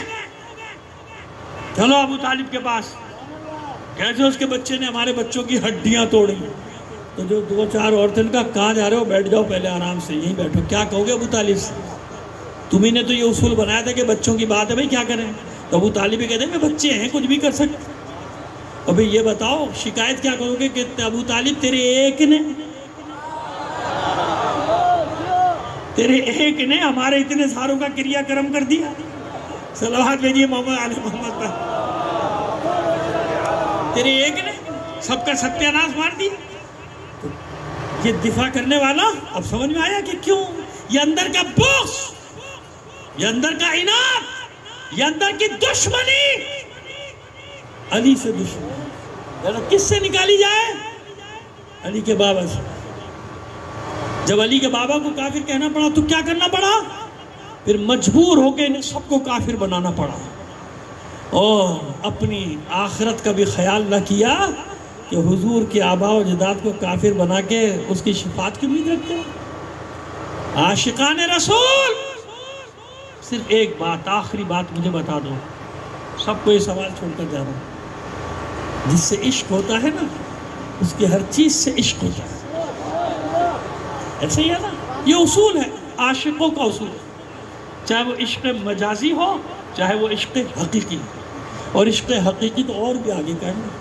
عشق حقیقی تو فنا کی منزلیں ہیں. کس کی منزلیں ہیں؟ فنا ہو جاتا ہے، ہو جاتا ہے اس کی. عشق حقیقی میں فنا ہے اور کچھ بھی گم ہو جاتا ہے. جس سے عشق کرتا ہے اس کی ذات میں گم ہو جاتا ہے. تو عاشقان رسول، کیا عشق کا یہی تقاضا ہے کہ رسول سے عشق کا دعویٰ کرو، اور جن سے رسول کو عشق ہو ان سے دشمنی؟ ہونا تو یہ چاہیے تھا کہ رسول جنہیں اپنے جگر کے ٹکڑے بتا ان پر اپنی جانیں نچھاور کرتے، ان سے عشق کا اعلان کرتے. یہ کیسا عشق رسول ہے؟ میں چینلز پہ دیکھتا ہوں، مختلف مذہبی چینلز پہ، تو کیسا عشق رسول ہے کہ تمہاری پھوٹی زبانوں سے کبھی آل رسول کا ذکر ہی نہیں ہوتا. کیسا عشق رسول سے کہ تمہیں نہیں معلوم کہ اللہ کا رسول اپنے شہزادوں کو، اپنے نواسوں کو کیسے شانوں پہ بٹھا کے بازار میں جاتا تھا؟ کیا تمہیں نہیں معلوم کہ اللہ کا رسول کس طرح اپنے نواسوں کے ہاتھوں میں اپنی زلفیں دے دیتا تھا؟ کیا تمہیں نہیں معلوم کہ اللہ کا رسول کیسے اپنے بچوں کے لیے ناقہ بنتا تھا؟ کیا تمہیں نہیں معلوم کہ اللہ کا رسول سجدے میں ہوتا تھا، نواسہ پشت پہ آ جاتا تھا؟ کیا تمہیں نہیں معلوم کہ اللہ کے رسول کو کیسی محبت ہے اپنے بچوں سے، اپنے نواسوں سے؟ کیسی محبت ہے کہ میں کہاں تک پڑھے جاؤں؟ میں تو سوال رکھ رہا ہوں سامنے، کیا یہی عشق رسول ہے؟ اسی کو عشق رسول کہتے ہو کہ رسول سے عشق ہو اور رسول کے جگر کے ٹکڑوں کا ذکر بھی تم کو ناگوار ہو، اور دوسرا کرے تو سننا بھی ناگوار، دوسرا کرے تو اس پر بھی پابندی لگاؤ کہ اہل بیت کا ذکر کیوں؟ کیا تمہیں نہیں معلوم کہ صحابہ کرام رضوان اللہ علیہ یہ سب کے سب اہل بیت کے لیے کیا جملے استعمال کرتے تھے، کیا سمجھتے تھے؟ کیا ان کے دروازے پہ حاضری لگانا اپنے لیے اعزاز نہیں سمجھتے تھے؟ کیا ان کی غلامی کا دم نہیں بھرتے تھے؟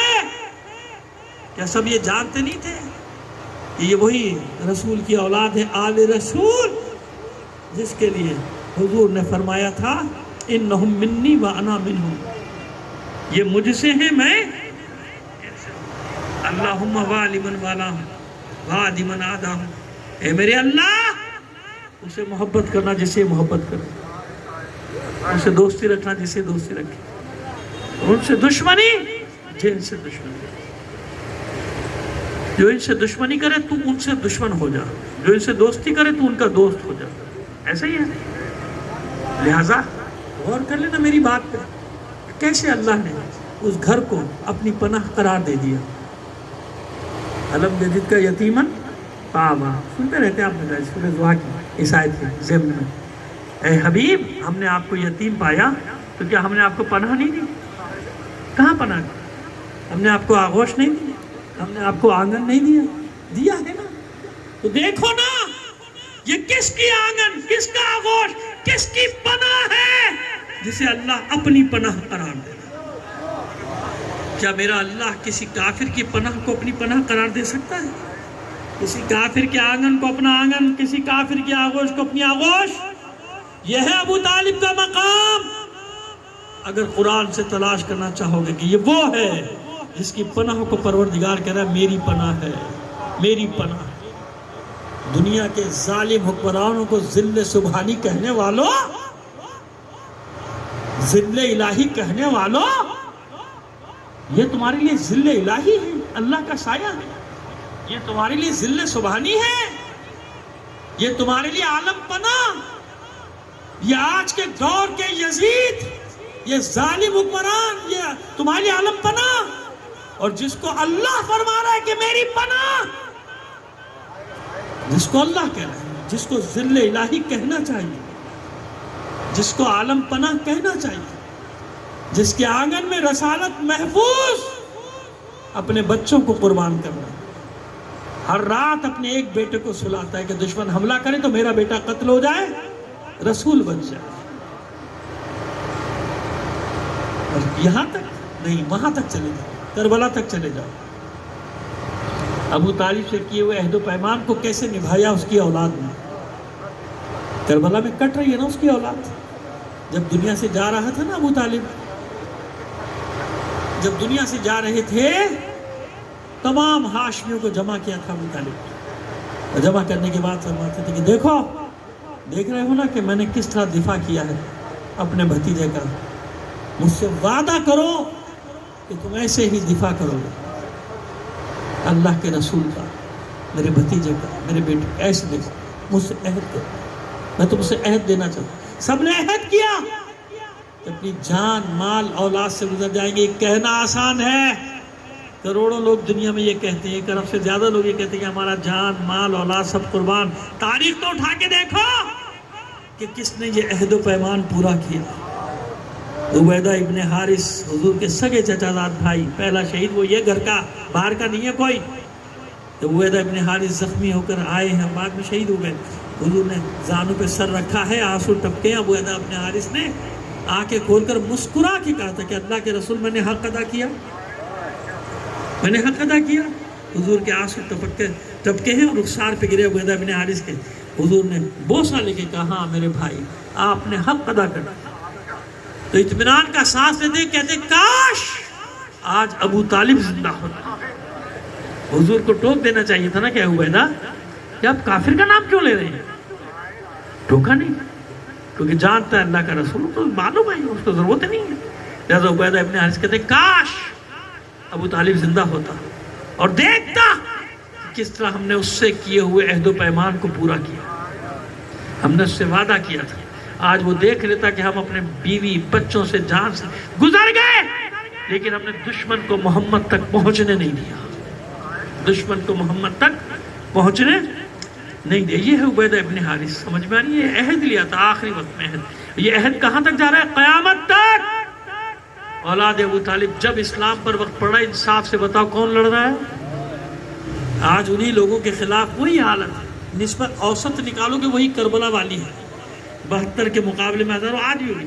مٹھی بار ساری یزیدی طاقتوں کے مقابلے پہ لڑ رہے ہیں وہ الگ، یہود و نصارہ سے لڑ رہے ہیں وہ الگ، اور اندر سے جو ان کے خلاف پروپیگنڈا کا پوری دنیا اسلام میں بازار گرم ہے وہ الگ. وہ مجاہد جو اسلام کا دفاع کر رہے ہیں، جو اسلامی سرزمینوں کا دفاع کر رہے ہیں، ان کے خلاف یہ ابو طالب کا احسان آج تک جاری ہے. یعنی وہ جو عہد کیا تھا کہ جب وقت پڑے گا اسلام پر، جب وقت پڑے گا دین پر، جب وقت پڑے گا رسالت پر، ہم میدان میں نکلیں گے. اور جا کے دیکھ لو، شجرے کھنگال لو، وہی ابو طالب کی اولاد لڑ رہی ہے نا؟ جتنے بھی سادات ہیں ابو طالب کا خون ہے کہ نہیں ہے نا ابو طالب کا خون؟ جتنے سادات، اور اس سے ہٹ کے بھی چلے جاؤ، کہیں جعفر کی اولاد ملے گی، کہیں عباس کی اولاد ملے گی، سب ملیں گے نا لڑ رہے ہیں۔ اور پھر ان کے چاہنے والوں کا گروہ، ہاشمیوں کے چاہنے والے جو کل بھی تھے اور ہاشمیوں کے چاہنے والے جو آج بھی ہیں، سادات کے چاہنے والے کل بھی، اولاد رسول کے چاہنے والے کل بھی، اولاد رسول کے چاہنے والے آج بھی، یہی لڑ رہے ہیں پوری دنیا میں۔ اور پوری دنیا مل کر بھی انہیں شکست دینے میں نہ کامیاب ہوئی نہ کبھی ہوئی۔ کیوں؟ سب کی نظروں میں کربلا ہے۔ قتل ہو گئے سب، شہید ہو گئے سب 72۔ یہ بتاؤ کیا ان کی شکست ہو گئی؟ شکست ہو گئی؟ نہیں نا۔ کربلا نے یہی سکھایا کہ مر جانا، کٹ جانا، قتل ہو جانا شکست نہیں، بیعت کر دینا، سر جھکا لینا، یہ شکست ہے۔ تو یہ حسرتیں تم لیے جلے جاؤ گے، قیامت آ جائے گی، تمہاری یہ تمنا کبھی پوری نہیں ہوگی۔ کوئی حسینی کبھی کسی یزیدی کے سامنے سرنڈر نہیں کرے گا، کوئی حسین قیامت تک یزیدیت کے سامنے سرنڈر نہیں کرے گا، سر کٹا دے گا، جھکائے گا نہیں، کیونکہ ہمارے سر کٹ کے بھی نیو کے نیزہ پہ بلند ہی رہتے ہیں۔ بس یہی وہ مسئلہ ہے کہ جہاں اولاد ابو طالب اور ان کے پروانے انصار حسینی کی صورت میں اس شمع پہ قربان ہو رہے ہیں، تو ابو طالب کا عہد کربلا تک جا رہا ہے نا۔ ابو طالب کے بیٹے، ان کی اولادیں سب شہید ہو رہی ہیں کہ نہیں؟ جعفر کے بیٹے عبداللہ کے بیٹے اون محمد، شجرہ کیا بنے گا؟ اون محمد ابن جعفر ابن ابی طالب ابن عبد المطلب، وہی شجرہ بن رہا ہے نا۔ کیونکہ مجھے کہا گیا ہے کہ مصائب میں ان دو شہزادوں کا ذکر کر دوں، ان دو شہزادوں کا جب ذکر کر رہا ہوں تو ایک دعا کریں۔ میرے بھائیوں نے خاص دعا کہی، میں نے وہ دعا شروع میں نہیں کروائی، اب کروا رہا ہوں وہ دعا، کیونکہ بچوں کا ذکر آگے نا، زینب کے لاڈلوں کا ذکر آگے، جانتے نا نسل منقطع ہو گئی، قطع ہو گئی نسل۔ ہاں زینبیوں کی نسل چلی ہے ایک بیٹے سے، وہ کبھی تفصیل سے آپ کو بتا دیں گے۔ ثانیہ زہرا کی اولاد آج بھی موجود ہے، شام میں یاد رکھیے گا، لیکن وہ ایک دوسرے بیٹے سے نسل آگے بڑھی۔ یہ دو بیٹے تو شہید ہو گئے، کربلا میں شہید ہوئے نا۔ ان دو بچوں کا واسطہ بنا کے کہہ رہا ہوں، زینب کے ان لاڈلوں کا واسطہ بنا کے دعا کر رہا ہوں، بار الہ جن لوگوں نے مجھ سے اولاد کی دعا کے لیے کہا، زینب کی اجڑی ہوئی گود کے صدقے میں ان کی گودوں کو آباد کر دو، ان کو بچوں کی نعمت سے مالا مال کر دو، اولاد نرینہ عطا کر دو۔ میں اس لیے انتظار کر رہا تھا، دعا مجھے پہلے مل گئی تھی، لیکن میں چاہ رہا تھا کہ جب بچوں کے مصائب پڑھوں تو اس وقت مصائب کے دوران جو دعا ہوتی ہے نا، اس کا اثر ایک الگ ہی ہوتا ہے، اس کے مانگنا بھی ہوتا ہے معبود۔ ان بچوں کا ذکر کر رہا ہوں، زینب کے لاڈلوں کا ذکر کر رہا ہوں، اس لاڈلوں کے صدقے میں ان گودوں کو آباد کر، جو منتظر ہیں تیرے بارش کرم کی منتظر ہیں، تیری رحمت کی منتظر ہیں، ان سب کے گھروں کو آباد کر، انہیں اولاد نرینہ دے، جانشین دے، وارث دے۔ بہرحال دو شہزادے، اون محمد کا ذکر آتا ہے، انہی کا ذکر کر رہا ہے۔ جب چلے ہیں نا مدینے سے، آپ جانتے ہیں جناب عبداللہ ابن جعفر طیار مریض ہیں، اور پھر مصلحت امام ہے، کچھ لوگوں کو چھوڑا ہے، جیسے محمد حنفیہ کو چھوڑا، جیسے جناب عبداللہ ابن جعفر طیار کو چھوڑا مدینے میں۔ اس پہ ہم نے بہت مجلسیں پڑھی ہیں دوسرے مقامات پہ، پھر کبھی پڑھ بھی دیں گے کہ کیا وجوہات تھی جن کے سبب حسین نے انہیں مدینے میں چھوڑا تھا۔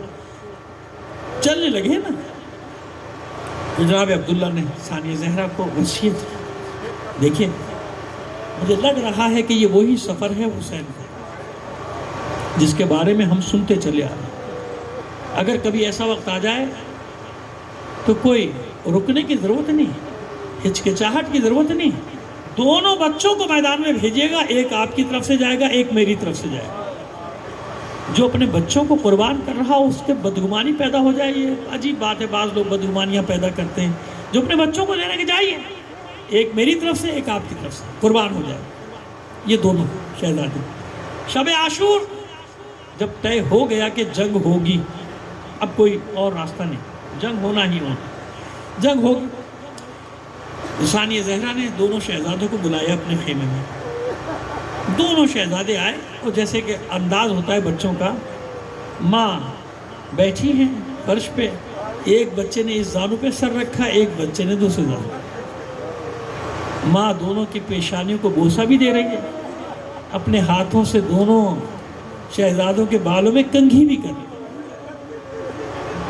پیار کر رہی ہے۔ ماؤں کا انداز ہوتا ہے نا پیار کا، بلکہ بچوں کو بھی جب اپنے ناز اٹھوانے ہوتے ہیں، مجھے تو اپنا بچپن یاد ہے، اسی طرح جا کے ماں کے قدموں پہ سر رکھ کے لیٹ جاؤ، ایک تو سکون آتا ہے، سکون ملتا ہے، دوسرے اپنی بات منوانے میں آسانی ہو جاتی ہے نا، ماں مان جاتی، ہر بات مان لیتی ہے بچے جب اس طرح سے اپنے ناز اٹھاتے، بس یہی انداز ہے۔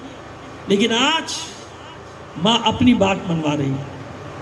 میرے بچوں دیکھ رہے ہو نا، یہ اتنا بڑا لشکر تمہارے ماموں کو قتل کرنے کے لیے جمع ہوا ہے۔ میرے جگر کے ٹکڑوں، بس تمہارے بابا ہوتے نا اپنی ذمہ داری ادا کرتے، صبح مجھے میری ماں زہرا کے سامنے سرخرو کر دو، اپنے ماموں پر قربان ہو جاؤ۔ دونوں بچوں نے ایک ایک ہاتھ ماں کا تھاما اور عرض کرتے ہیں مادر گرامی آپ صبح تو ہونے دیجیے، دیکھیے آخر ہم حیدر کرار کے نواسے اور جعفر طیار کے پوتے ہیں، ماموں عباس کے شاگرد ہیں، دیکھیے گا میدان جنگ کا منظر کیا ہوگا۔ مصائب کے باب میں جو اصل روایتیں ہیں انہی کو میں اپنے الفاظ میں پیش کرنے کی جسارت کرتا ہوں، جتنی فقہا نے اجازت دی ہے بس وہاں تک جاتا ہوں، اس سے آگے نہیں۔ ماں خوش ہو گئی بچوں کی گفتگو سے، دیکھو میرے بچوں دو تین باتوں کا خیال رکھنا، دیکھو جب حملہ کرنا کوشش کرنا عمر سعد کا خاتمہ ہو جائے، یہ قتل ہوگا میرا بھائی حسین بچ جائے گا، حسین کی جان بچ جائے گا۔ اور دوسری بات ایک دوسرے سے جدا مت ہونا، ساتھ ساتھ رہنا، ساتھ ساتھ رہو گے طاقت بڑی رہے گی۔ اور تیسری اور اہم بات یاد رکھو، پانی کا رخ بھی نہ کرنا، نہر کا رخ نہ کرنا، اگر نہر کی طرف گئے دودھ نہیں بخشو۔ بچوں نے عہد و پیمان کیا، مادر گرامی اطمینان رکھیں، آپ کی نصیحتوں پہ ہم عمل کریں گے۔ صبح ہوگی اجازت ہی نہیں ملتی، آخر ظہر کا وقت آ گیا، اور زینب دیکھ رہی ہیں کہ بار بار یہ بچے سامنے سے گزر جاتے ہیں اور لاشوں پہ لاشیں آ رہی ہیں، حسین ایک ایک کر کے لاشیں اٹھا رہے ہیں، ہاشمیوں میں سے کتنوں کے لاشیں آ گئے۔ آخر ثانیہ زہرا نے جب ایک بار اور یہ بچے خیمے کے آگے سے گزرے، جناب فضہ سے کہا فضہ جا انہوں محمد کو تو بلا کر لا۔ ماں کا پیغام ملا، دونوں شہزادے آئے، ماں کے چہرے پہ غیظ کے آثار دیکھے، سلام کیا، سب جھکا کے کھڑے ہو، چہروں پہ خوف، ماں کے چہرے پہ غیظ کے آثار دیکھے نا، تو غور سے دیکھا ثانیہ زہرا نے، پھر ذرا سے غیظ والے لہجے ہی میں کہا اب تک زندہ ہو، کب جاؤ گے میدان میں؟ جب میرا بھائی قتل ہو جائے گا،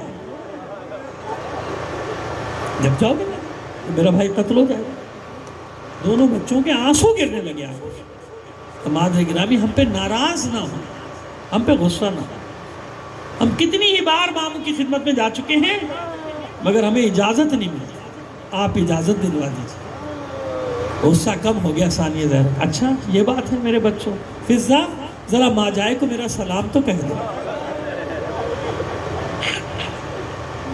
حسین کو بہن کا پیغام ملا، آئے بہن کے خیمے میں، منظر دیکھا، دونوں شہزادے بھی موجود ہیں، سمجھ گئے کہ ثانیہ زہرا کو، زینب کو، میری بہن کو اپنے بچوں کے لیے اجازت درکار ہے۔ اس سے پہلے کہ ثانیہ زہرا کچھ کہتی، حسین آگے بڑھ کر کہتے ہیں زینب اونو محمد کے لیے میدان کی اجازت نہ مانگنا،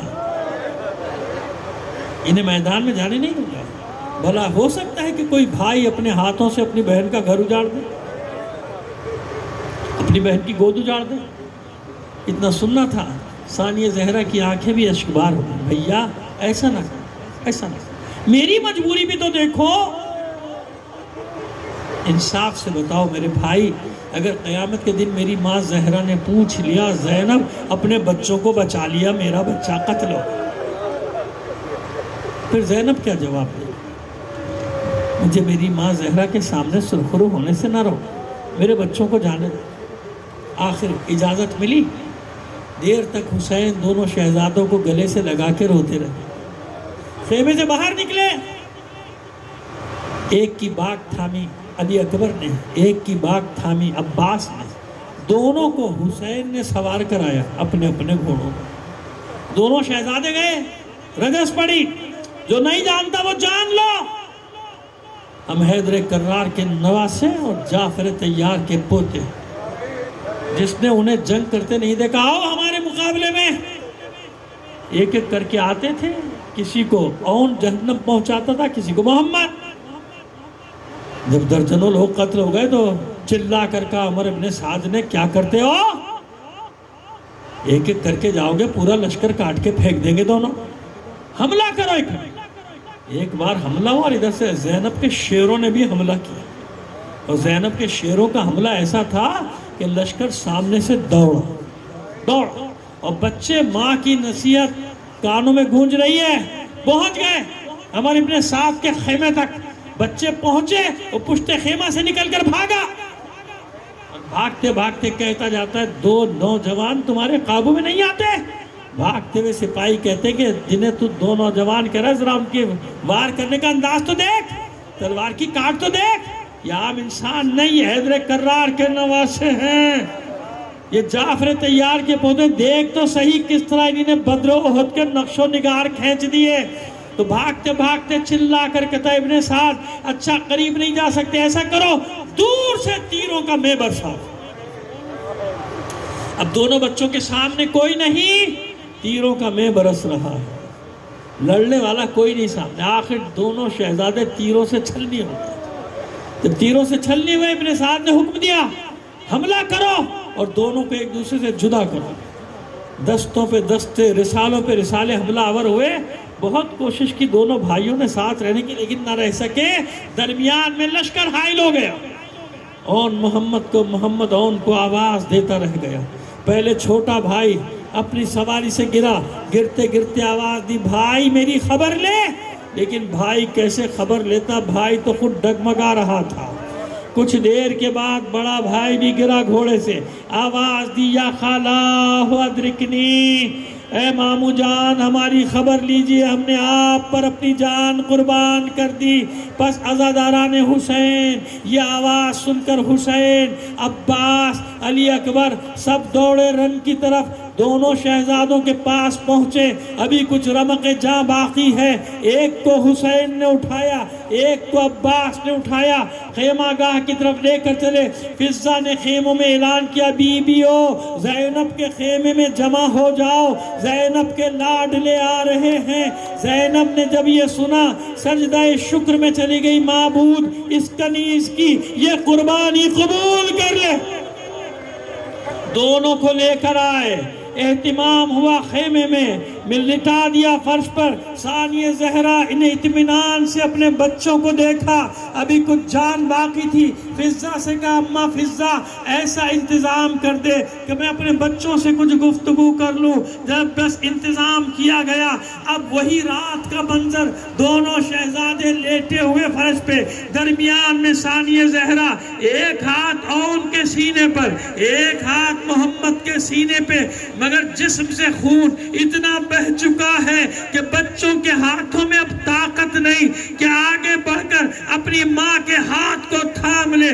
پر جو ہی ماں کے ہاتھوں کا لمس کا احساس ہوا، لمس محسوس ہوا، بڑے بھائی نے آنکھیں کھول کر سلام کیا، پوچھا زینب نے میرے بچوں کس عالم میں ہو، کس حال میں ہو؟ بڑا بھائی سلام کرتا ہے اور اس کے بعد کہتا ہے اماں ہم پہنچ گئے تھے پسر سعد کے خیمے تک، مگر وہ ملعون پشت خیمہ سے نکل کر بھاگ گیا، آپ راضی تو ہو گئی نا؟ چھوٹا بھائی کہتا ہے اماں اللہ گواہ ہے ہم نے پانی کی طرف نگاہ اٹھا کر بھی نہیں دیکھا، آپ نے دودھ تو بخش دیا، آپ راضی تو ہو گئی۔ ارے زینب علی بھی ہے، عصر عاشور کے بعد کبھی علی بنی، کبھی حسین بنی، کبھی عباس بنی، سب کچھ ہے زینب، لیکن اونو محمد کی ماں بھی تو ہے نا۔ بس اپنے بچوں کی یہ معصومانہ گفتگو جو سنی، سارے ضبط کے بندھن ٹوٹ گئے زینب کے۔ بس کبھی سر پٹکتی تھی محمد کے سینے پر، کبھی اون کے سینے پر، چلا چلا کر کہتی تھی میرے بچوں تم نے مجھے میری ماں زہرا کے سامنے سرخرو کر دیا، میں تم سے راضی ہو گئی، جاؤ میں نے تمہیں اپنا دودھ بخش دیا۔ الا لعنت اللہ علی القوم الظالمین وسیعلم الذین ظلموا ایام منقلب ینقلبون۔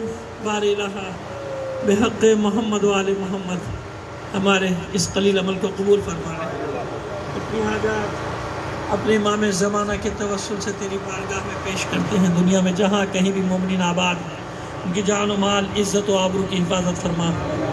عزاداران حسین کو اپنے امان میں رکھ، جو مومنین عزادار ہونے کے جرم میں شہید کر دیے گئے انہیں شہداء کربلا کے ساتھ محشور فرما۔ بیمار ہیں، زخمی ہیں، خاص طور پہ جو نام مجھے دیے گئے مسمیت کر لیں، ان سب مریضوں کے لیے پروردگار ان سب کو صحت کاملہ و عاجلہ عطا فرما۔ ایک اور بھائی ندیم نے اپنی حاجات کے لیے کہا ہے، بہت پریشان ہیں، دعا کریں۔ ندیم جتوئی صاحب نے جو کہا ہے بہت پریشان ہیں، آپ دعا کریں بحق محمد و آل محمد ان کی پریشانیاں دور ہوں، اور جو ان پر ظہور ہو ہم اس کے ادنا سے سپاہیوں میں شامل ہوں۔ تاجیل فرما ظہور امام زمانہ میں۔ آپ سے درخواست کروں گا اپنے تمام مرحومین بالیان مجلس کے مرحومین اور تمام شہداء کو شامل کر کے ایک بار سورہ فاتحہ، 3 بار سورہ توحید کی تلاوت کریں۔